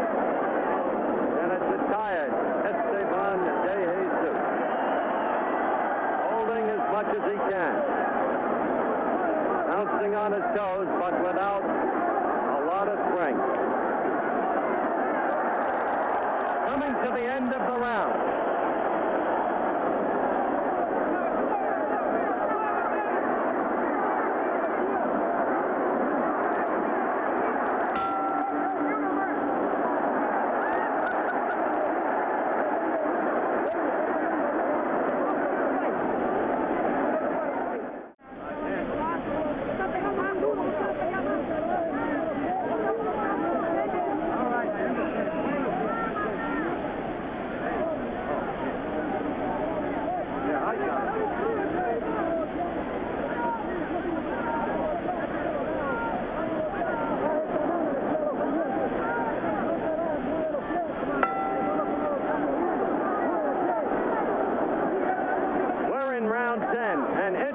Between the rounds, right above us, I got the feeling that Esteban De Jesus did not want to continue the fight. Now, as you can see, he's having his face wiped off. Oh, maybe it'd be extreme to say he did not want to continue, but he didn't look eager to continue. Yet he is a very game fighter. Let's have no misunderstanding about that, but he is a very tired fighter against a relentless opponent. The opponent is Roberto Duran, who's on the right side of your screen. De Jesus to the left. Duran is defending his lightweight championship of the world.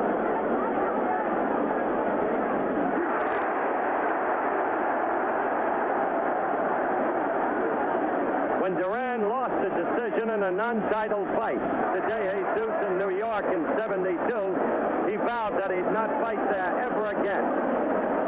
Obviously, he's finding conditions much more to his liking here in his native Panama.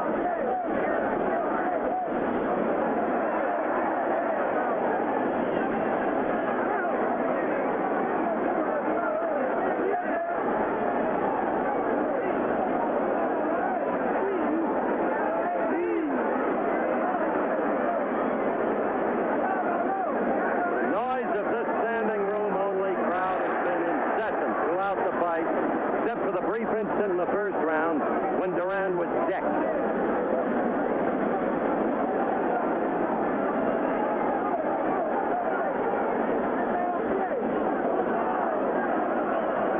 Once again, we're in 10th round action, coming to you live from Panama City, Panama. Lightweight championship fight. Roberto Duran defending. He's now to the right of your screen. Esteban De Jesus challenging. Duran in command of the fight ever since the first round. We get an opportunity, barring unforeseen development. We'll be coming up with another station break.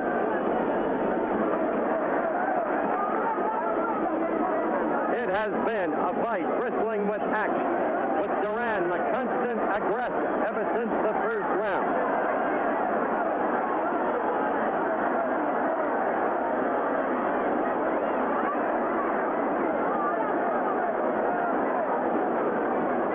Round is drawing to a close. Scheduled 15 rounds.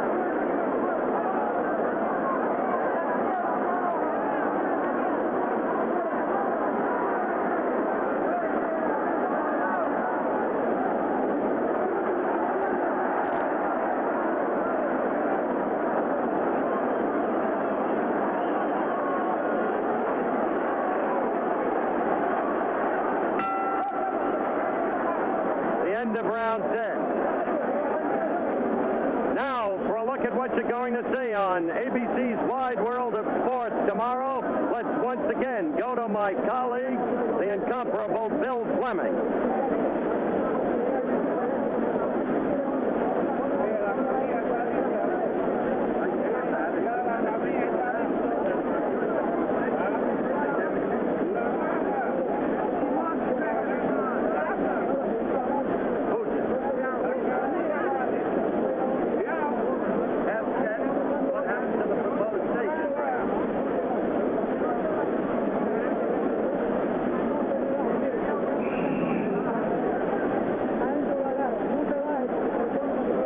What happened to the station break?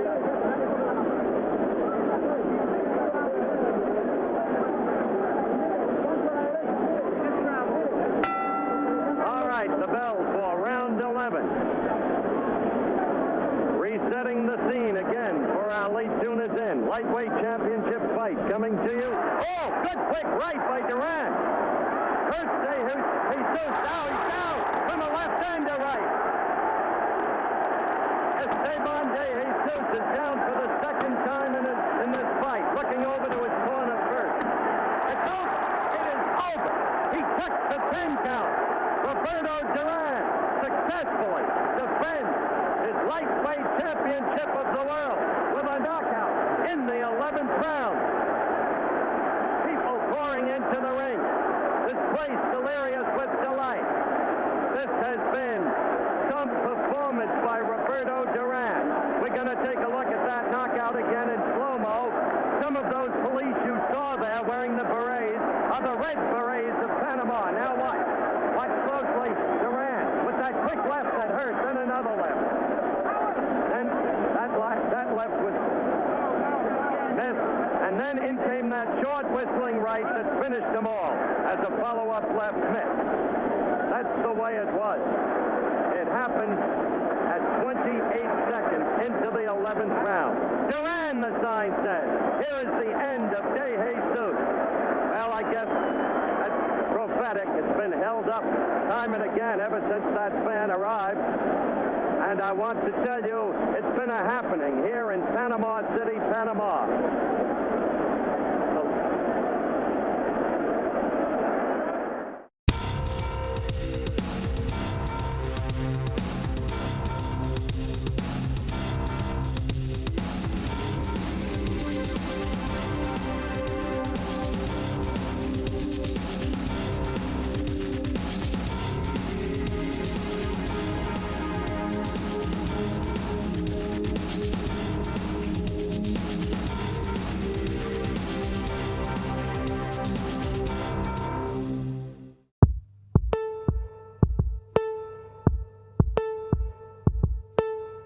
Today, we remember one of the most formidable punchers in the history of boxing.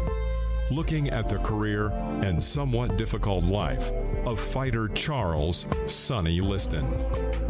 I had 147 fights, 4 world champions I fought 9 guys in the top 10, and nobody ever hit me like that guy. Every time he hit you, he broke something. So I went to 10 rounds with him. He broke my nose, my left cheekbone, and gave me 72 stitches. I was an intimidator until I fought Sonny Liston. Sonny Liston, I think, was possibly the greatest intimidator of all time. I've seen him stare guys down where they were so scared climbing up the ring steps they could barely get in the ring.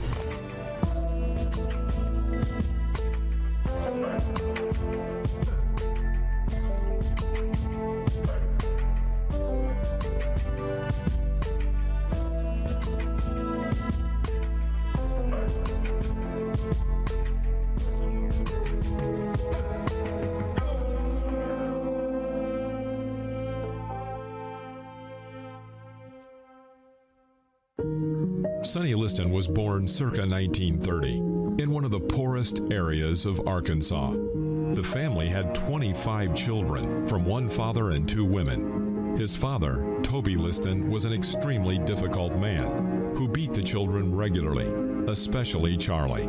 Eventually, he got tired of such a life and left, moving to live with his mother in St. Louis. He was given the nickname Sonny which eventually replaced his name. Sonny Liston spent much of his time on the street, often fighting and regularly having problems with the police. One day he went to jail for an attempted robbery of a gas station, and on January 15, 1950, he received a sentence for 2 counts of first-degree robbery.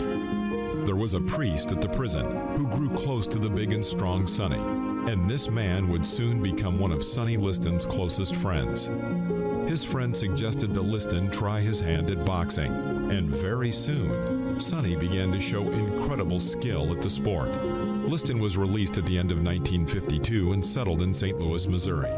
Within a year, he defeated the strongest amateur boxers, and on September 2, 1953, Sonny Liston turned professional. He won the Golden Gloves here, then he went to the National Championships where he had 3 fights. None lasted more than 3 minutes. So what do you do with them then? You got to turn them pro. There's no point keeping them an amateur. So we did. Sonny won his first 6 fights, but the 7th, he lost to Marty Marshall by a split decision. During the fight, Liston's jaw was broke in several places. But despite this, he went through the fight the entire distance. Sonny did not break down after this defeat, and again began to win, defeating opponent after opponent. 2 of his best victories were over the famous Cleveland Williams and Zora Foley. Well, from the outset, I'd say that Sonny Liston belongs among the 5 greatest heavyweights of all time. He had a left jab in front of him, which was probably the best in all heavyweight history. Had the kind of a jab that went through you. Now here's a guy who came into the gym and would hit the speed bag so hard that it would come off its hinges. He knocked the stuffing out of the headgear. I mean, this guy could really hit. The stitching on the headgear, when he hit you, it came apart.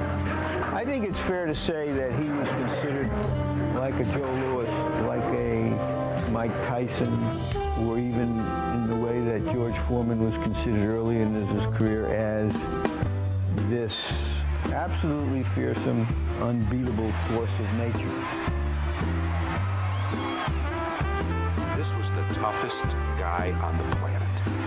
He literally hammered out danger. And when Sonny Liston came into the ring scowling at you, guys started bleeding during the national anthem.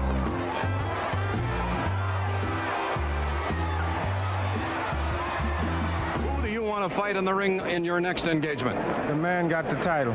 Mr. Floyd Patterson, currently the heavyweight champion. Let us ask you this, Sonny. What have you heard are your chances of getting that title fight?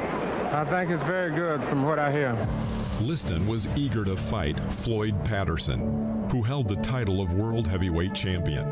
Many did not want the fight to take place, but finally Floyd himself accepted the match. They didn't want me to fight him either because there was a good chance of him winning the fight. And I guess if he should win the fight, he would represent the black race.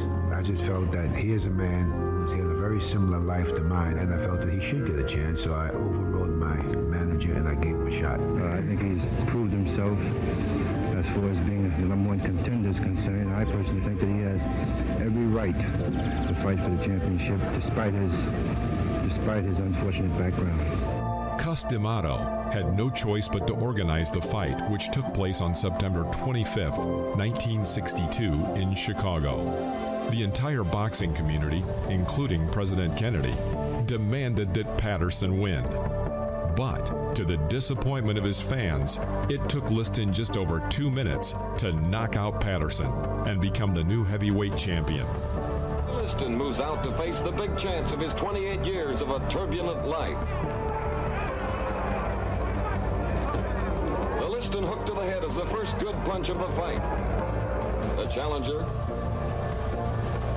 moving in, the champion shaking off the effect of that left hook.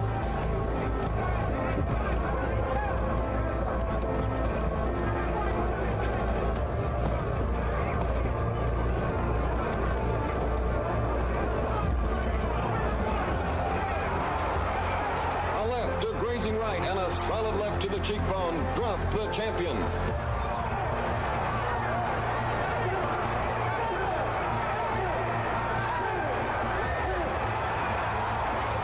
Liston's monstrous left hook was the final blow in the fight.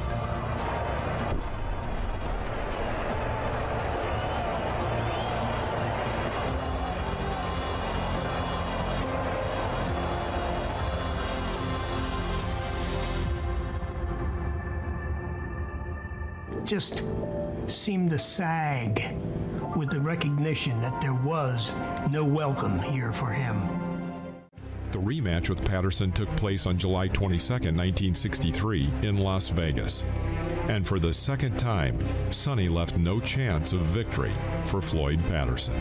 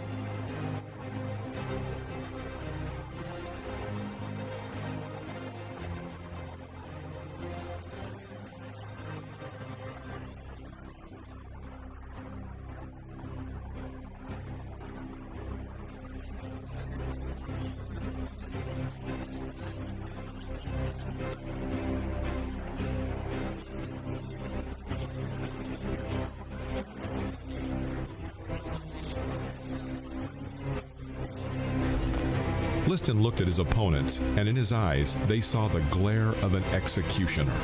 Many of Liston's rivals recalled that his facial expression never changed through the entire fight, and some of them said it was kind of a mask that he wore. While Sonny was the world champion, one very bright, promising, and confident fighter appeared in the world. His name was Cassius Clay, later known as Muhammad Ali. It was he who, at the beginning of 1964, was the main contender for the world crown. Ladies and gentlemen, this is Cassius Marcellus Clay. He's young, he's handsome. They know it.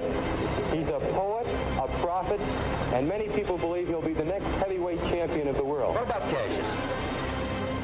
Well, I would imagine if he would come to me, I'd kill him. And if he run, I'm going to catch him and kill him. You tell him to your camera, your TV man, your radio man, and you right by the whole world. If Sonny Liston whoops me, I'll kiss his feet in the rain. Despite the love for Ali from the journalists and fans, his chances of winning were only 1.25 to 7. This is the fight that everyone has been clamoring for, and as of this minute, biggest of all, it is now official. Because I'm the greatest. That's why it's the biggest in all history, because I'm here. I predict that tonight somebody will die at ringside from shock. The opinion of most of the observers was that these hysterics that Clay was going through were fear. But of course they weren't. He was psyching the old bear out. February 1964, Miami. The sports arena saw several celebrities, sports stars, 9,000 fans, and millions of television viewers. Most fans predicted an easy victory for Liston in the early rounds, but everybody's prediction was wrong, as the champion was confronted with a young opponent that was moving at the speed of a lightweight. Left lead that might keep the champion a bit off balance.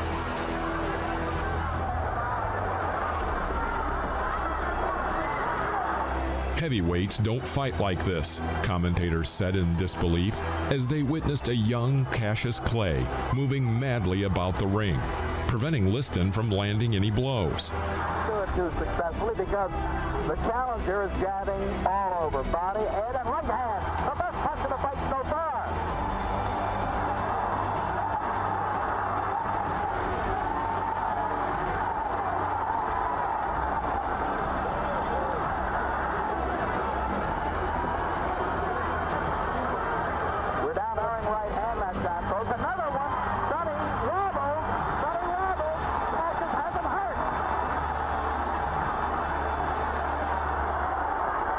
At the end of the fourth round, a strange situation happened.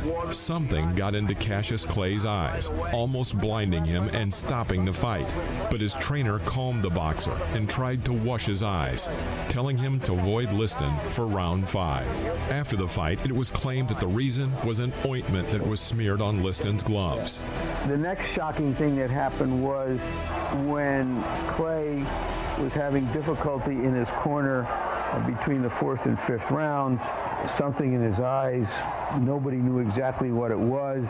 He told Angelo Dundee, his trainer, he said he was blind, he couldn't see. He wanted to quit. Dundee sent him back out there. He said, if you can't fight, run. Angelo just told him, he said, just stay away from him until he'll go away. Ladies and gentlemen, we don't know exactly what happened. They're yelling from Cassius Clay's corner. Something got in his right eye.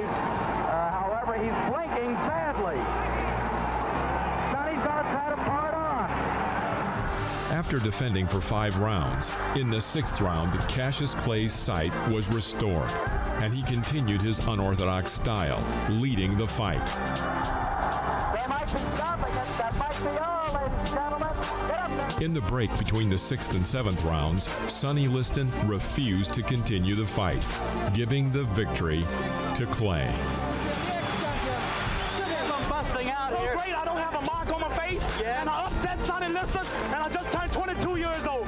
I must be the greatest. I told the world, I talk to God every day. If God's with me, can't nobody be against me, Sonny. I shook up the world. I know God. I know the real God. Cassius, wait a minute. I shook up the world. I shook up the world. I shook up the world. Wait a minute, Cash, wait a minute. You must listen to me. Now listen to me. I am the double. All right, hold it. Ladies and gentlemen. You expect to get a rematch?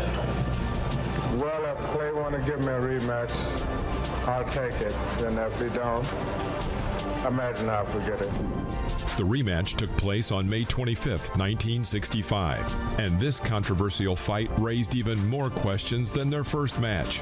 It ended halfway through the first round, and there was much confusion as to the actual events and whether or not Sonny was knocked out.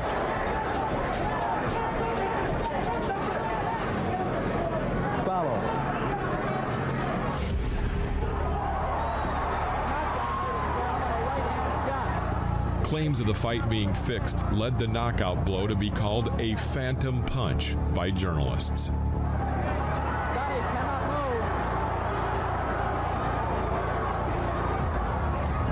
There was a punch, and a hard punch that landed in a vulnerable place. There is footage that shows Liston's neck being snapped back by that punch. The thing that bothered me is Liston could take a hell of a punch. I'd seen him fight guys that were devastating punches. I'd seen him fight those guys. I've seen those guys knock the daylights out of him for a while, but he would always come on to knock him out. What did you think of the fight last night? I think it was a fake fight, very fake. Well, what did you think of it? I thought it was a phony. Let me tell you, the minute he hit the floor, I heard, they said, fix! And you could hear the ringside. You hear the people hollering, fix? Yeah, I heard. I heard them say, fix! Fix! As soon as he fell. I said, get up! Come on! I mean, fix. I don't know nothing about no fix.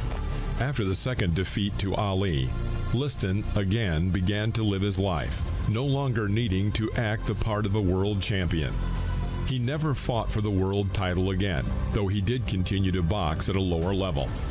He dealt with average boxers without much trouble, until, in December 1969, he ran into Leotis Martin, who was not afraid of Liston's terrible gaze, and managed to knock out the former world champion. Liston fought his last match on June 29, 1970, against the famous boxer Chuck Wepner, and defeated him. For this fight, Liston received $13,000, but he did not get a cent of the money.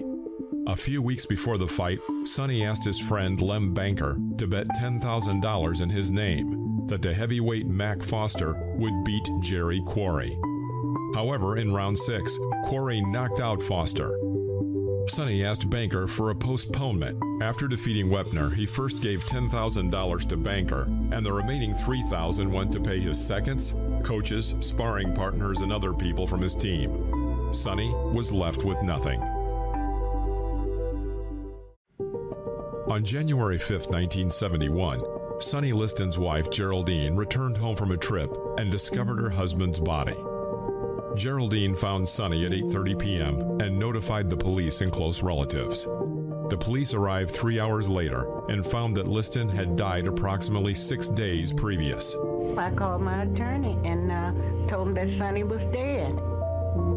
He said, how you know he's dead? I said, well, he's laying, I can see he's swelled up, you know? So he said, well, lock up and don't say anything. I think Geraldine is under the impression that a phone call was made to the authorities shortly thereafter, like 15 minutes. He said, call your doctor and call the police, and that's what it did, like 15, 20 minutes. But in fact, a large amount of time passed, something closer to 2 or 3 hours, before the authorities were called. It's a mystery to me, too. I don't know. I'm telling you, the police was right there in about 5 to 10 minutes. Sonny Liston, the former heavyweight boxing champion, was found dead last night in his Las Vegas home by his wife. He was 38. He had been dead for at least a week. An autopsy failed to show the cause of death, and further studies will be made. Police said that they found small quantities of what appeared to be heroin and marijuana in the home. Officially stated that the cause of death was an overdose of heroin. However, many of his friends claimed that Liston was afraid of needles and even canceled flights to Europe in order not to get vaccinated. Where was the surgical tubing that he would have probably used to wrap around his arm to expose a vein? Where was the spoon used for cooking? Had it been moved? None of this stuff was present. Scars on the arms of Sonny Liston, which at that time appears they were interpreted as needle marks. People say, well, he couldn't have done drugs. He was afraid of needles. Other people say, oh no, he was a drug addict. Few people from his circle. No one knows exactly when Liston was born, and no one knows exactly how he died. He was a mystery to others, and even to himself. But he managed to leave a bright mark in the history of boxing as a fighter whom opponents were afraid to fight.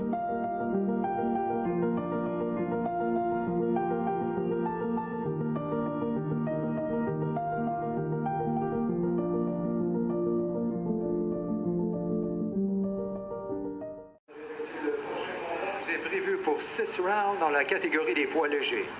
Ladies and gentlemen, the next bout of the evening is scheduled for 6 rounds in the lightweight division. The judges for this bout: Richard de Carufel, Jean Lapointe, and Jack Woodburn. L'arbitre, the referee, Steve Saint-Germain. Introducing first in the blue corner, she weighed in at an official 129 pounds, wearing silver with purple trunks. Her professional record, absolutely perfect. 3 wins. Coming in from Baytown, Texas, La Maestra Lucia Osegueda.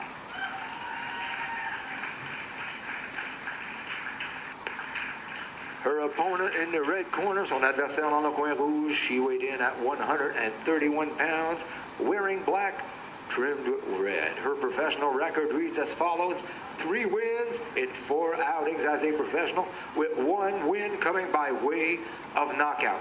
From Edgewood, New Mexico, introducing Brenda Boom Boom Gonzalez. L'arbitre, the referee, Steve Saint-Germain.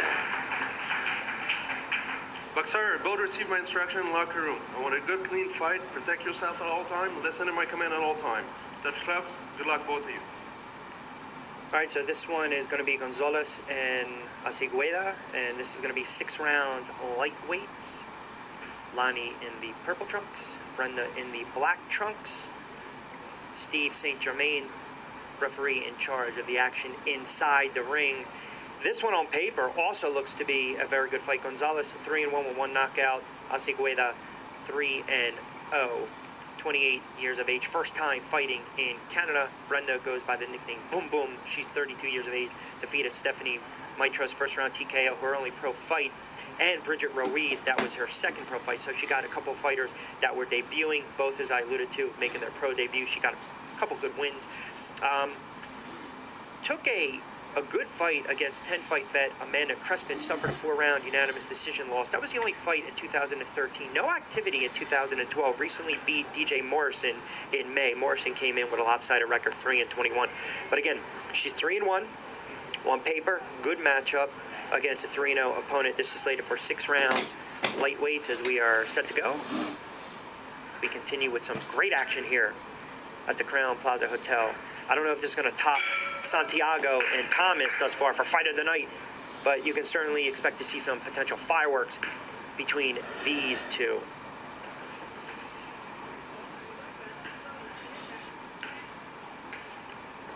Gonzalez sticking that jab to start things off. Good counter by Acegueda.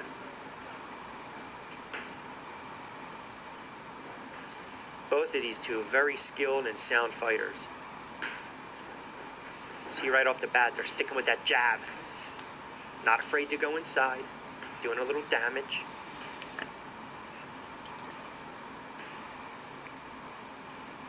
I think after the last fight, crowds kind of come down a little bit here at the Crown Plaza Hotel. And got to know Quebec, Canada, in conjunction with Nordic Coliseum Women's Boxing. Good right counter by Acegueda. Lonnie, nickname La Maestra, from Eastside Boxing.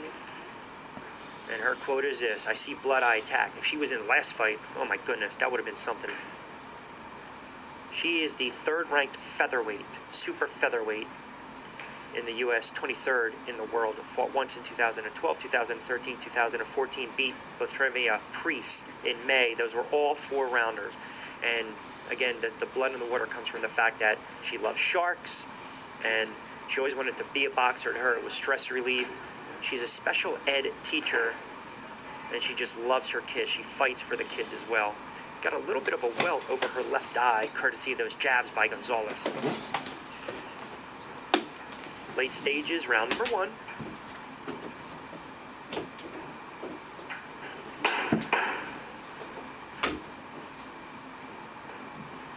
So early on, Gonzalez pressing the action. Good counter right, too.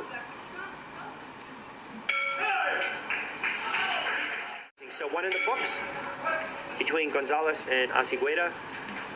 Gonzalez in the black trunks, Acegueda in the purple trunks. She has a welt right above her left eye. Gonzalez peppering her with jabs. Early stage round number 2. Good counter by Lonnie. That scores. She tries to go downstairs. I spoke to her earlier this evening. She says she was just excited and pumped to go, and it was honored to fight in Canada and on this card.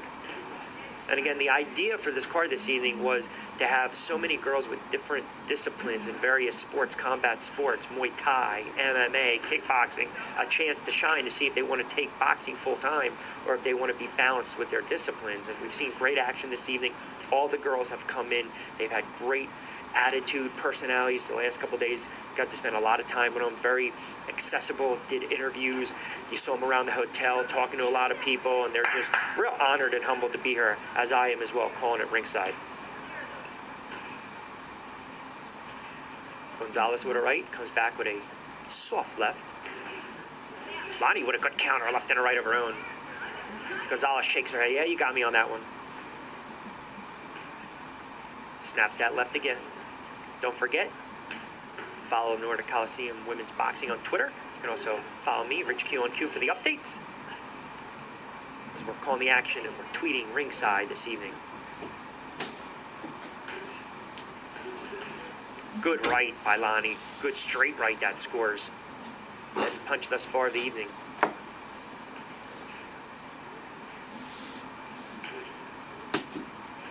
Another counter right. Gonzalez comes back with a counter of her own. Late stages, round number 2. Final 10. Good exchange by these two. These two love to throw their hands. They're letting their hands go. Action-packed fight. 2 in the books. Special thanks this evening to Dennis Blanchette, Maximum Rouleau, and Kevin Sauveillard. 2 in the books between Gonzalez, who's 3-1, 1 knockout from New Mexico, as we alluded to, defeated Stephanie Maestras per round TKO, and Bridget Ruiz. Both fighters were making their pro debut respectively. We take a look at Brenda Gonzalez, nicknamed Boom Boom, like one of the great boxers that we saw in the 80s, Ray Boom Boom Mancini out of Ohio.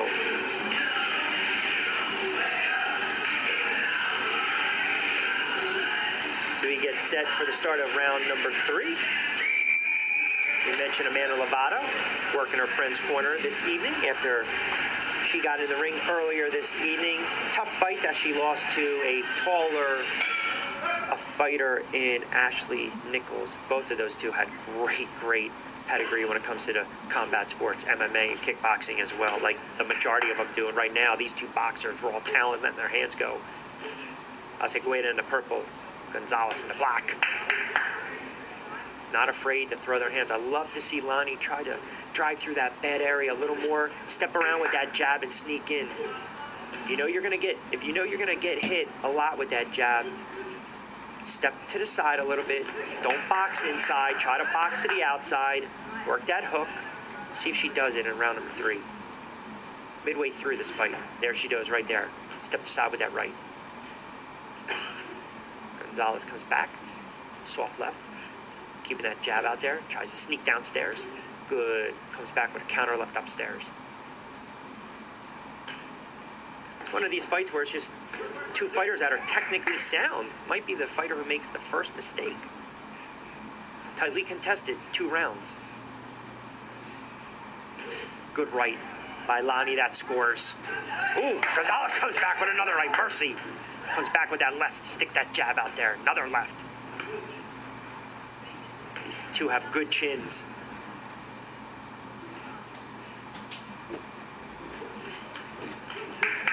Another exchange again by Gonzalez.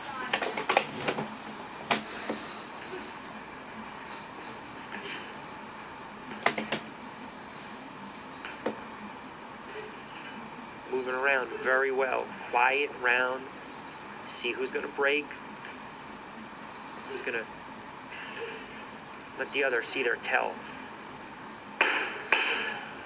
This is a tough one to score because, again, are you looking for a good left by Gonzalez? Activity, quality of punches, ring generalship, tough round.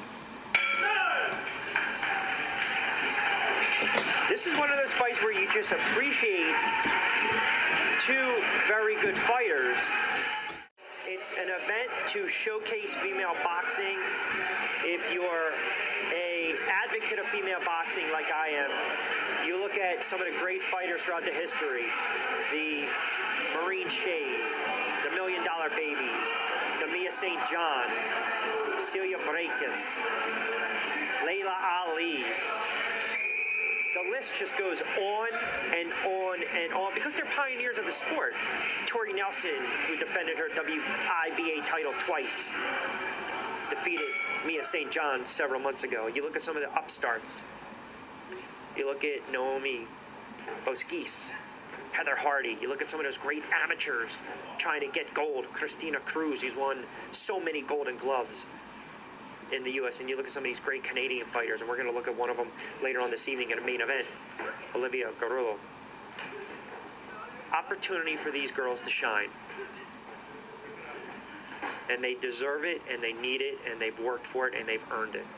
See how this round plays out between Acegueda and Gonzalez. Gonzalez in the black, Acegueda in the purple. Trying to stick that jab, doubled up on that jab, and then came back with that counter right. Gonzalez counters of her own, goes downstairs.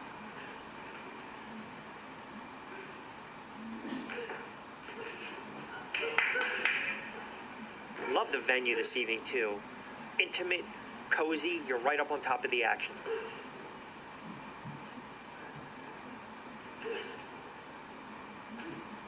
Lonnie attempted to come back with that right. Waiting for her to step around a little bit.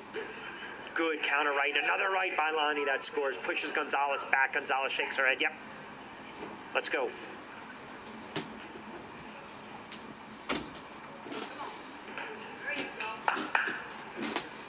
Gonzalez tried to sneak one down. A little soft jab. And that jab is there just to keep your opponent honest. It's a good defense. That jab, best defense, turns into your best offense. Everything starts with the jab. Good round for Gonzalez. And Acegueda connecting. She might be taking punches. She's delivering. Good straight right. Pushes Gonzalez back.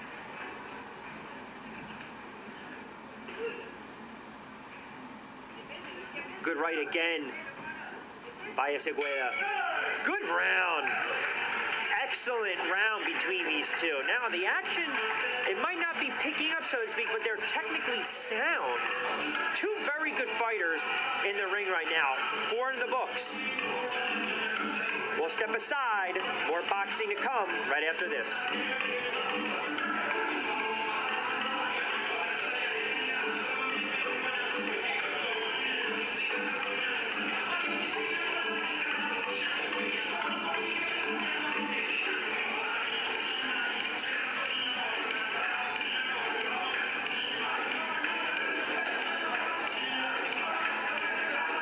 Welcome back, everyone, to the Crown Plaza Hotel in Gatineau, Quebec, Canada, in conjunction with Nordic Coliseum Boxing. They present the first all-female pro card in North American history, NCWB1 Championship Boxing at its best. Rich Quinones ringside. Thanks for tuning in. Hope you are enjoying a historic night for female boxing. Really, boxing going forward. Doesn't matter if it's Canada, in the U.S., in Europe, the Latin Americas, does not matter. These girls have come to play. It's been ladies' night. The boys, you stay home as we get set for round number 5 between Gonzalez and Acegueda. Slated for 6. Gonzalez in the black trunks. Back and forth affair. Lani Acegueda in the purple.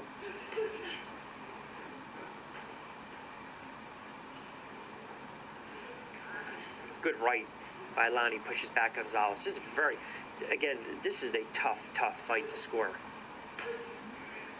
Gonzalez tried to sneak one downstairs with that left.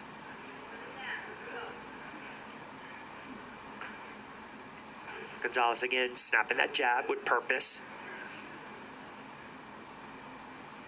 Lani has that welt under her eye, that left eye. Closing up a little bit. She just ate a couple punches, then she ate a counter left by Gonzalez. She's taking a lot of punishment, taking a lot of punches, but she has shown a lot of guts and heart. It's the theme of the night. Every fighter has come to fight. No fighter has rolled over, and we didn't expect that. Every fighter came to fight, and they put on a show, and this is a technically, right now, I think, a wonderful fight by two very skilled fighters. Oh, and a good right by Lani. Counter right that scores. Pushes Gonzalez back now. Doing some damage. Tries to sneak downstairs. But the fight of the night thus far, Thomas and Santiago. Ooh, good exchange by both. Oh, another right by Lani. Stuns Gonzalez. Has her pushed up against the ropes momentarily. Snaps that left again.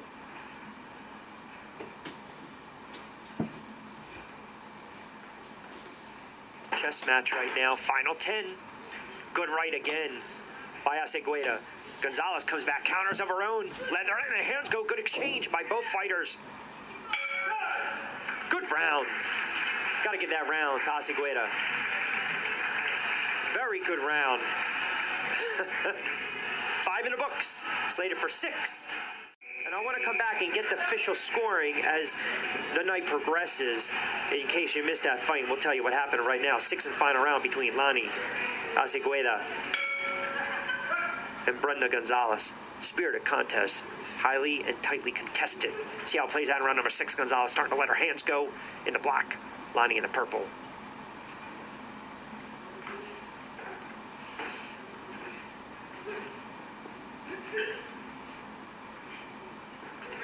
Another right by Lani that scores Gonzalez again with that counter right of her own. Good exchange by both fighters. Action heating up. 6th and final round. Crowd starting to get into it here at the Crown Plaza.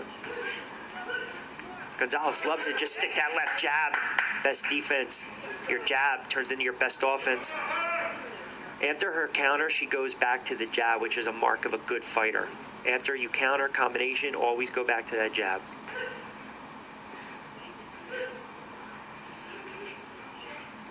And see, Lani just did it. Again, mark of a good fighter. Both these girls very skilled. Left and a right, then go right back to the jab.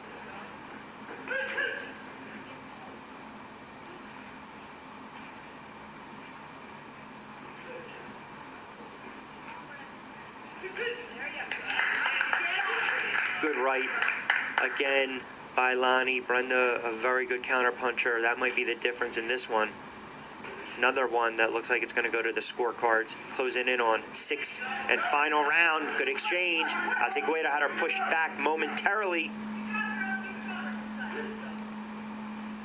Good left by Gonzalez. Left hook that scores. Another left. Good jab. She's stuck it in there. Another left.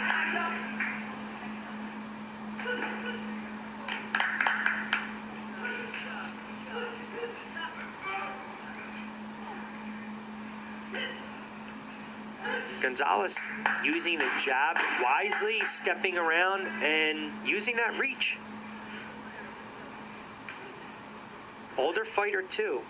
She's given away 4 years. She's 32. Good fight. This one's going to go to scorecards between Gonzalez and Acegueda. All right, ladies and gentlemen, after 6 hard-fought rounds, we go to the scorecards, and they read as follows. The juge de Carufel has it 57-57, a draw. Juge Lapointe and Judge Woodburn both have it 59-55 for your winner, Brenda Boom Boom Gonzalez. Ladies and gentlemen, mesdames, mesdemoiselles, messieurs, le prochain combat est prévu pour 4 rounds. This next contest is scheduled for 4 rounds in the junior welterweight division. The judges for this bout, les juges pour ce combat, Marie-Josée Guérin, Jean Lapointe, et Benoît Roussel.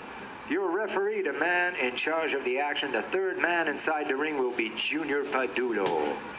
Introducing first in the blue corner, she weighed in at an official weight of 139.5 pounds, wearing black trimmed with white. Tonight, she makes her professional boxing debut. She is a Glory Series winner from Westminster, Colorado, Maureen Babyface Reardon. Son adversaire dans le coin rouge, her opponent in the red corner. She weighed in at a solid 139 pounds, wearing black, trimmed with white. Tonight, she makes her professional boxing debut. She is the 2013 National Golden Gloves winner from Toronto, Ontario, Lita May Badass Button. L'arbitre, the referee, Junior Padulo. Okay, mademoiselle, you've received instructions in the locker room. Protect yourself at all times. Protégez-vous en tout temps. Good luck. Albert Padulo, in charge of the action inside the ring. Our co-main event, slated for 4 rounds. Maureen Reardon, black trunks, black top, taking on Lita May Button, black trunks, white trim. Button comes off right off the bat, using that jab. Trying to end this one around number 1, catches Reardon with a left, then she goes downstairs. Good combination, a lot of pressure early on by Lita May. Remember now, there's no 3-down knockdown rule, can't get saved by the bell. Early on, Lita May pressing the action, goes downstairs against Reardon, comes back upstairs, has Reardon backed up against the ropes momentarily. Smart move by Reardon, making her pro debut. Just clinches, they'll meet back in the center of the ring. Good body shot by Button, duck down. Certainly has the height, you can't teach height. Has the range too. She told me earlier today, in a year or 2, she wants to fight for a world title and she is serious about boxing. She loved the fact that the card was going to be with a bunch of girls that had other areas of expertise, other disciplines in combat sports. And that's an adjustment for some of these girls. So that's why you got to give them all the credit in the world. They're going outside their comfort zone. Reardon just got caught. Good combination by Button. Slated for 4 2-minute rounds.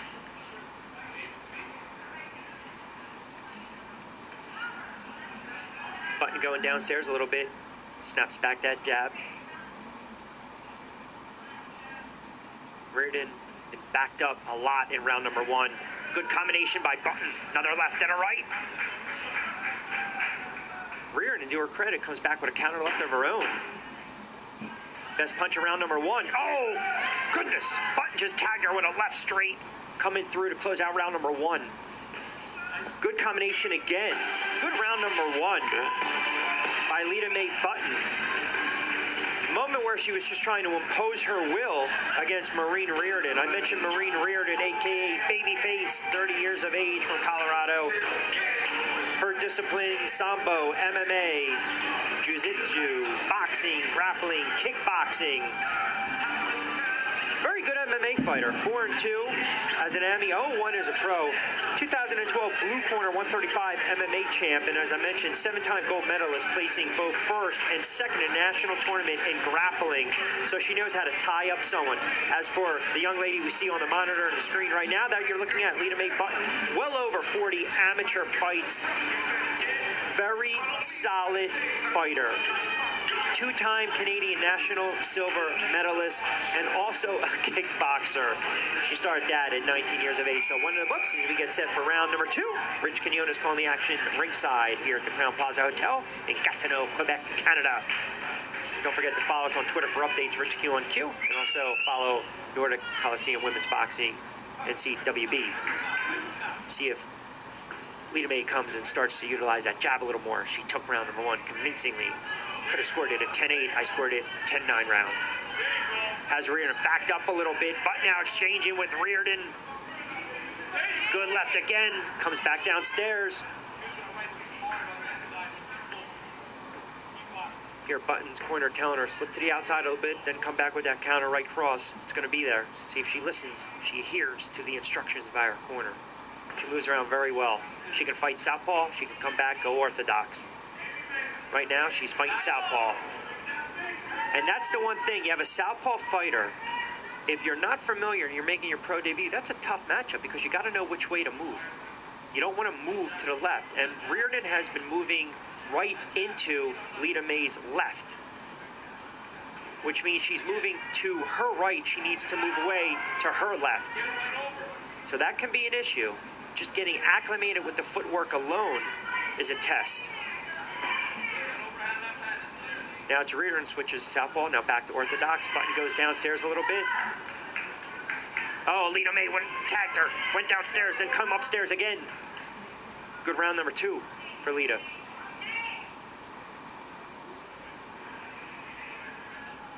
Southpaw is going to lead with that right. That left's going to be right there for that counter we just saw right there. That's why Reardon needs to, again, move away, stay away from that counter left. Good instruction from the corner would be move to your left, not your right. You're walking right into that punch.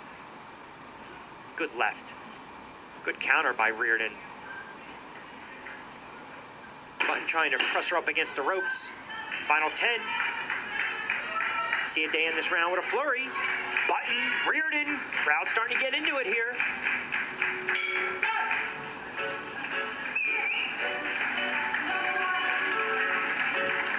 Two in the books. And that's the thing. You have a fighter making their pro debut. You have 2 of them, but again, the fact that Lita Mae has had 40-plus amateur fights. So if you're watching this at home, you're saying to yourself, Lita Mae, she's a southpaw. She's got her right foot planted. That's her lead leg, which means she's going to work the jab and come with that left. If you're Maureen Reardon, your corner should be telling you, listen, you want to stay away from that left. Whatever you do, stay away from that left. Do not walk into your right, but slide side to side to your left and stay away from it. As we look at Lita Mae Reardon, Lita Mae Button getting instructions, 2 in the books. And unofficially, I have this one a clean sweep thus far. 2 in the books. I've scored it 20-18 for Lita Mae Button, who comes in with a very good amateur record. To Maureen Reardon's credit, she's fighting, she's hanging in there, but if you watch her footwork a little bit, there are times where just a little confusion, not sure, and that's going to come with time. Again, great disciplines in Samba, MMA, grappling, kickboxing. Love the fact that she's stepping in the ring and doing something outside her comfort zone and hanging tough. 2 in the books. We get set for round number 3. Reardon, black trunks, white trim, black top. Lita Mae Button, taller opponent. black trunks. White top. She just tagged Reardon, has her up against the ropes, trying to go for the knockdown in round number 3. No standing 8. 3 knockdown rule in effect. Can't be saved by the bell.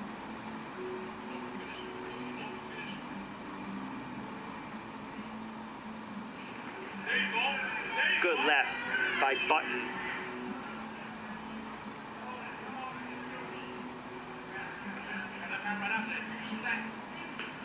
Good counter by Reardon. Now it's Button on the attack with a good left. Comes downstairs. Another left. Good cross. Both fighters exchanging. It's Button, though, trying to dictate the action in round number 3 like she's done the previous 2 rounds. Good left and another right. Reardon backed up again. 3 straight rounds, now she's in trouble. She'll wrap up. She'll come with a good counter right of her own, though. Pushes Button back. Button taller, aggressive. Fighting forward, moving forward. Good left, pushes Reardon back, has her in trouble. Goodness.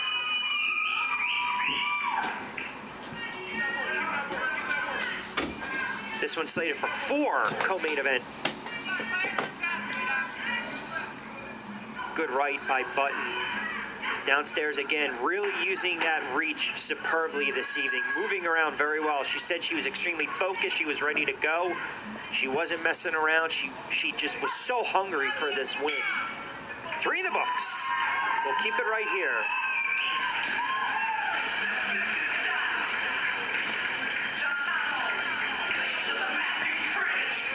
Unofficially, 3 in the books. My scoring, 30-27. I just think it's an issue that Maureen Reardon is matched against an opponent who has more of a boxing background, and that's okay. The height, the reach, the length starting to be an issue a little bit. Reardon's going to have to pull a rabbit out of the hat here. She's going to have to go for broke, go for the knockout. I would be hard-pressed to give her 1 round. I would be hard-pressed to give her 1 round. But we've seen interesting scoring this night with the Thomas and the Santiago fight with the headbutt in round number 2 that some of the judges, I actually had an opportunity, the commission allowed me to see the scoring. I had it at 9-9 round. They scored it at 10-9 round. And it was amazing. Some actually gave Santiago 5 rounds in that one. I didn't see it like that. It was a great fight. Santiago pulled away with the win. So, 4th and final round between Maureen Reardon in the black, Lita Mae Button in the black, and the white trunks. Reardon comes swinging with a good left to start round number 4, but now it's Button dictating the action, pushing her back. Oh, good right, good mercy. Now it's Button going for the knockout in round number 4. Stunned Reardon with an onslaught of lefts and rights. Tried to go for that uppercut, really using that reach and that jab. Good left, good counter left.